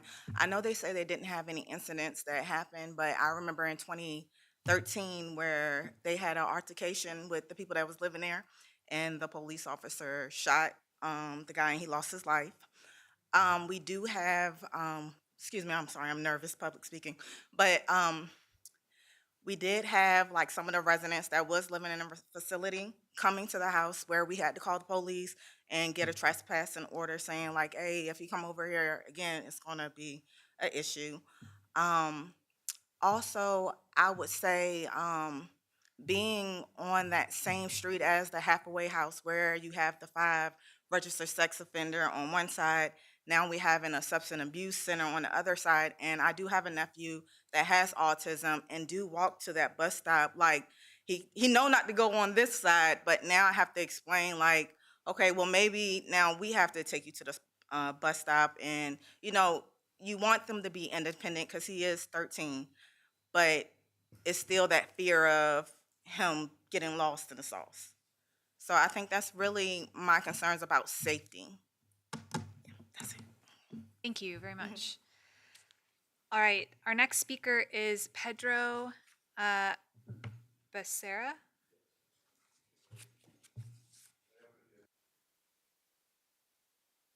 And I apologize that we did not have that opportunity to talk with the neighbors. I'm sorry, please state your name and address for the record first. Yes. Thanks. My name is Dr. Pedro Becerra. I would like to request, please, a deferment. I would like to address my neighbors, and I would like to have a meeting with them so they can understand what exactly is happening here. And that would be probably, I will do an open forum at the facility and invite them to come over and address their questions.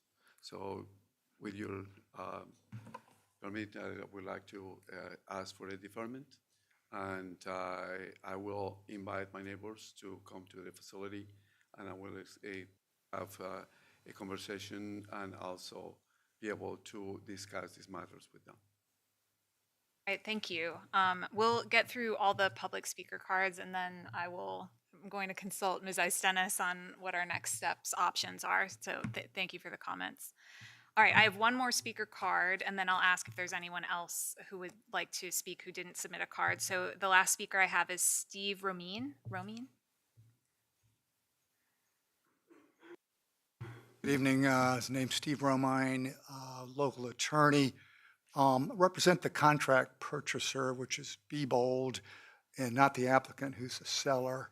And I'm here for questions only, but we would support Dr. Becerra's comments, but I'll stand by for questions if you have any.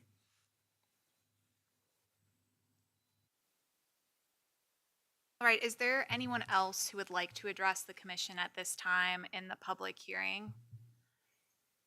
Yes. I'm Dr. Kaufman. I live 434 Waterfront Drive in Norfolk. Thank you for giving us the opportunity, and thank you for the community to come out here.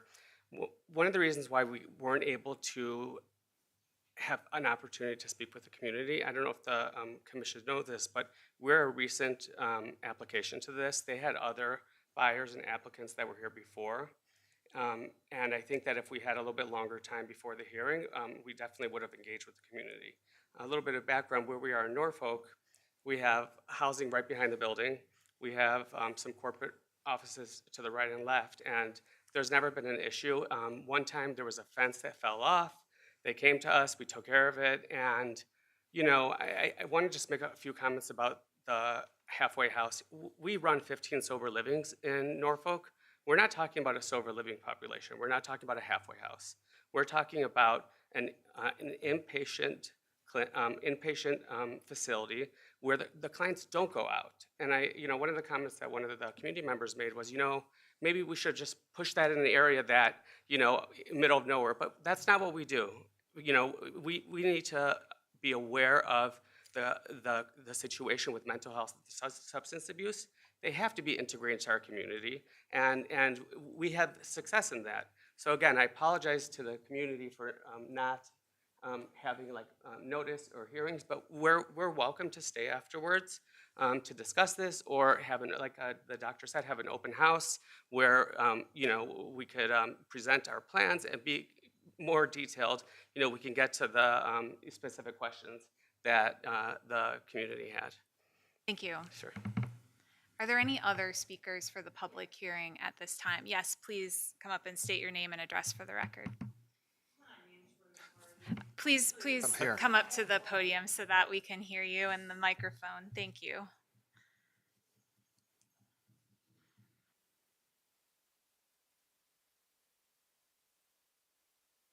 Adage Drive in Country Village. Thank you for listening to me. I have a problem with the numbers. I also have a problem with is it a mental health facility or is it a substance abuse facility? Because there is a difference in someone having spina bifida and they need help, or whatever mental health treatment, and whether or not they are coming off of some heavy drug. And it's in the middle of our town, the very middle. But back to the number thing. 50 parking spaces to remain. Well, then why on their proposal did they say 80 with their 5 extra? And yet they're going to remove some of the concrete. They're talking out both sides of your mouth. Their proposal was not very well thought out, as was my decision to speak. But I don't think, I'm asking the committee to deny their proposal, at least at this time. Thank you. Thank you.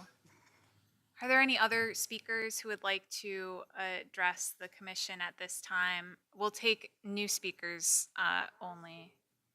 Okay, thank you. And then, yes, if someone else said you can come up after this speaker.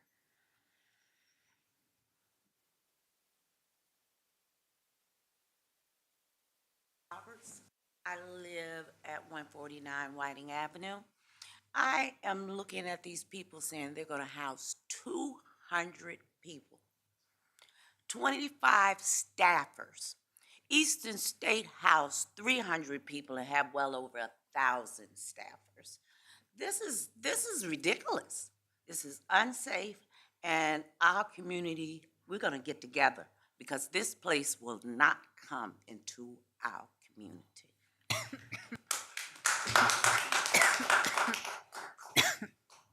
Excuse me. Thank you. I'm sorry. We have another speaker coming up.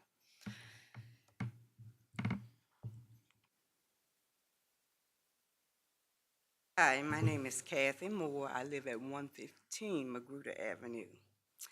And I feel the same way a lot of these do. And this was dropped in our lap last minute. Didn't give us time to really get our thoughts together. I've been living in Grove pretty much all my life. And I ain't giving that information, but a long time. I've been there long. I grew up from a little girl in Grove, and I've seen it change. And when I started there, it was all family around us. And when I had my house built there, I never thought at that time that our family leave us. So I'm seeing new families come in, and we get along. But again, what deterred me when I heard about this was, first of all, the halfway house. I don't see anyone there supervising them. Is there? I don't know. I can't say. I don't see anyone there supervising them. And I don't see anyone there taking care of the facilities there because everything is being overgrown. So with the, when it was the Manor Club, Colonial Manor, when it was that, yes, it was taken care of. The growth around the trees, yeah, they are pretty. When they bloom and all, they keep it up. But it was just that one interest. Now, I've had family members that worked there. They did get employment there. It was like a second job for them because it was so close to them. And there were some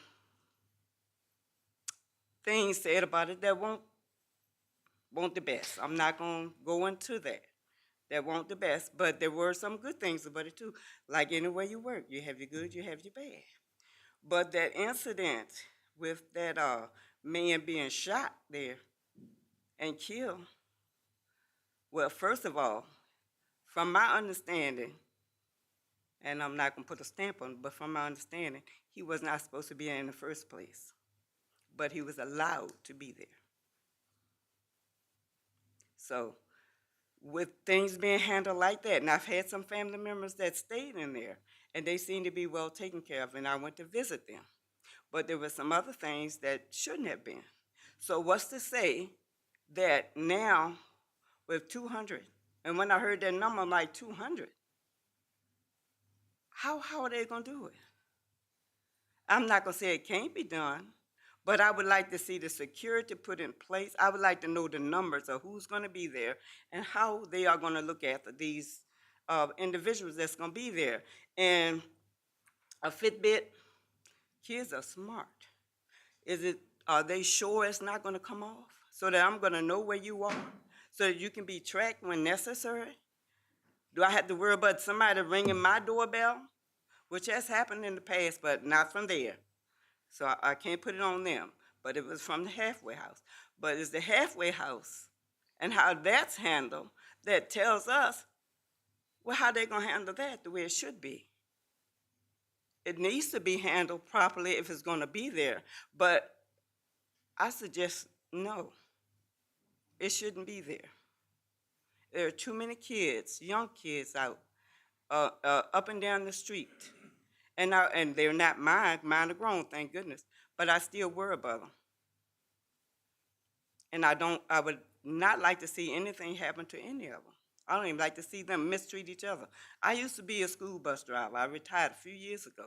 So I know how kids can be. And I know how I have to treat a busload of students who some of them also use drugs. But I'm limited because I'm one driver. And I got anywhere from 47 to 57 kids on the bus that I have to handle. I did it to the best of my ability. But these are not ones that I have to, well, I can't say that either, but these are different. They're older, and kids are so much wiser these days. And I'm sure any of you that have kids or grandkids, you know exactly what some of these kids are capable of doing. So no, to have that in our community, I suggest no. Thank you. Are there any other speakers who would like to address the commission during the public hearing at this time? I mean, you can come up and enter a comment that is a question. We don't typically answer or engage in a back and forth, but you can certainly put a question on the record. Please state your name and address for the record. My name is Mary Wright, and I live at 104 Juniper Court. Is it my understanding this company is the same company that owned the previous elderly place? The previous company? No. This is a totally different company than who owned the facility before. Is that correct? Thank you for the question. If commissioners want to take up that question in discussion, we can do that. Thank you. So this is a totally different company. That's what I'm asking. Than what the owners of the previous company. It is, yes. It is.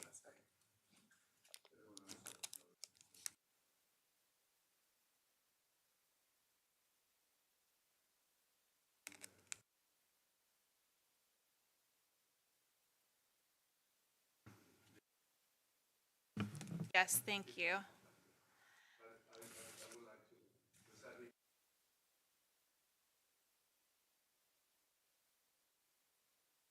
Yeah, thank you for that.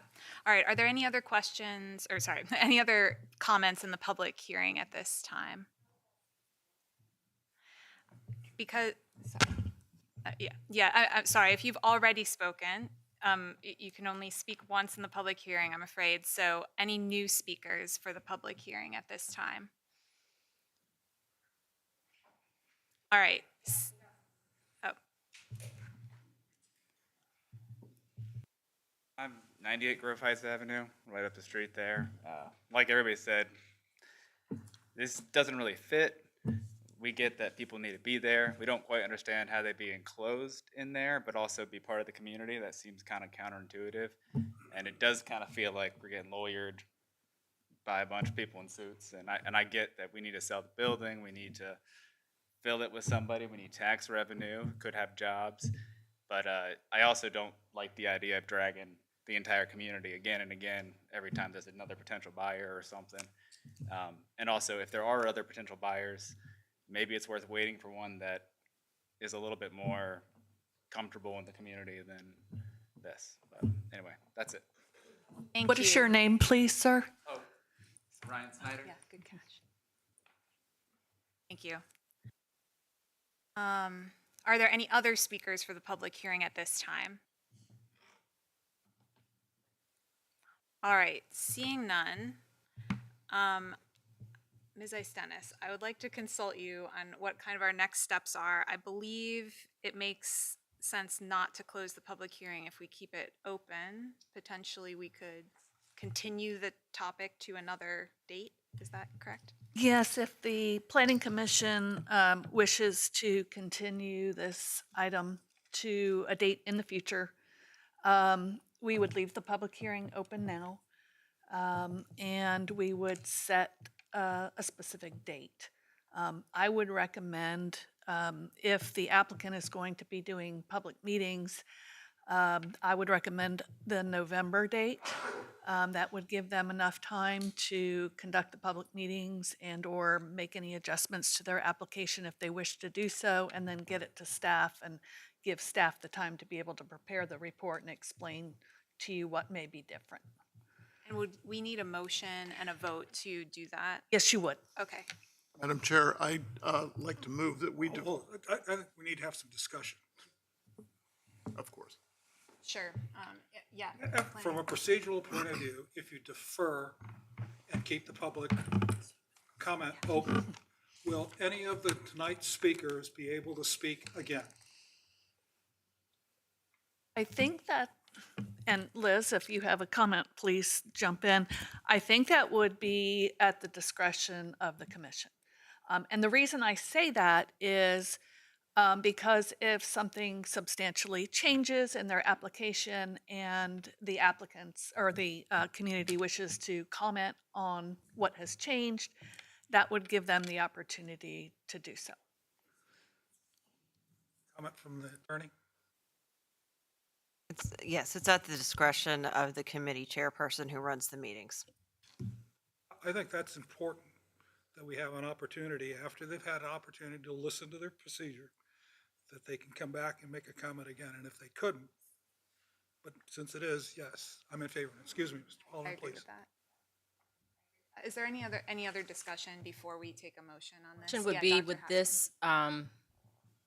would this be solely on the applicant's request to have community engagement? So are we now entertaining this because of his request, Yes. essentially? Yes.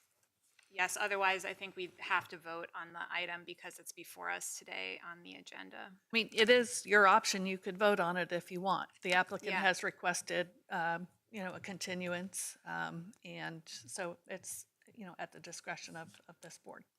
And I think by vote. So my next question would be, what would be the pros and the cons of prolonging? And I would just offer, there would be an opportunity to engage the community. There would be an increase in time on a decision being made. And I don't know, there were many comments tonight that make me think that a conversation at least should be attempted. But at the same time, I feel like we sat here, the application was provided to us. So, Information that came out from my questions that I got today that would have gone a long way to answer some of their questions. It may not have changed their mind, but at least they would have known about the numbers and the facts on that. And so, for the different treatment levels that they're proposing, they're estimating in 1 year of those three that it would be 1,340 people. And they specify for each of those treatment levels how many people they think they're going to have over that time.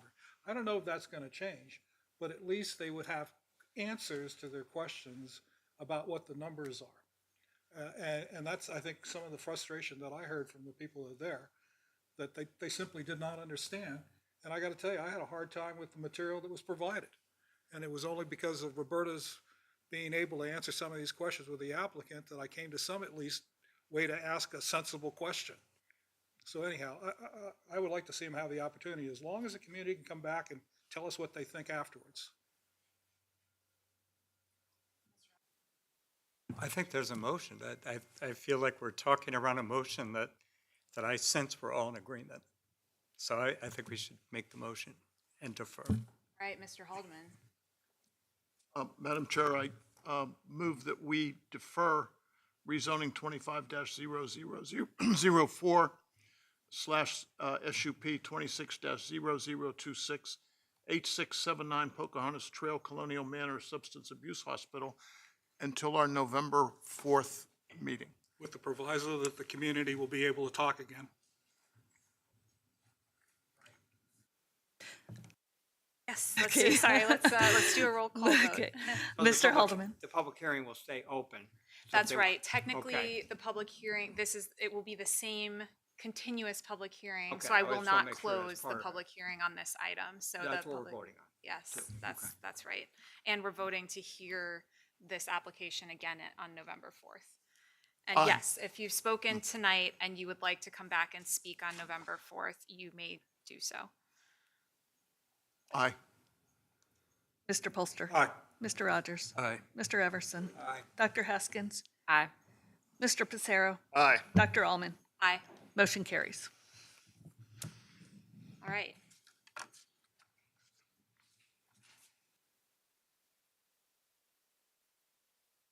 Moving on to the next item on our agenda, we have Planning Commission considerations. Are there any considerations or requests?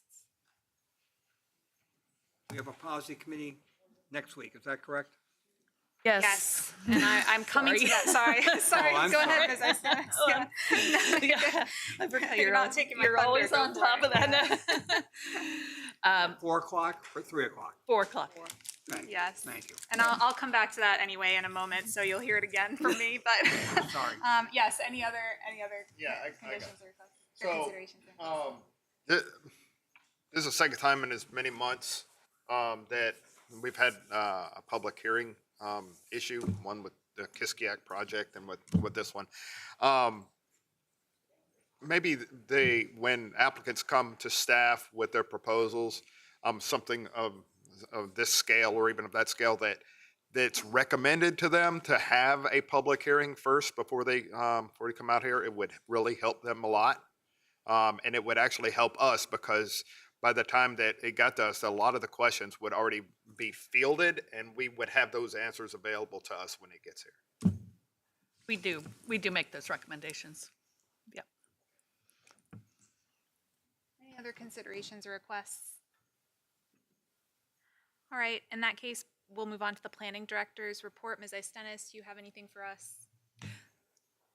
Policy Committee meeting on September 10th. DRC will meet on September 23rd. We have one item for sure on the 23rd with the possibility of a second. Okay. Okay. And I just have a request and we very much appreciate the questions before the meeting of staff to get clarification on reports and answer whatever questions you may have. But if you would please copy me on all of that you send to staff, I'd appreciate it.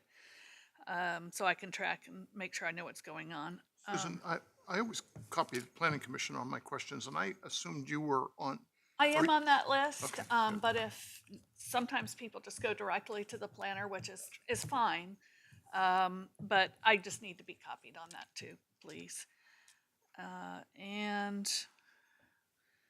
Mr. Polster, I wanted to talk to you ahead of the meeting, but I need to talk to you afterwards if that's all right, if you've got 2 minutes.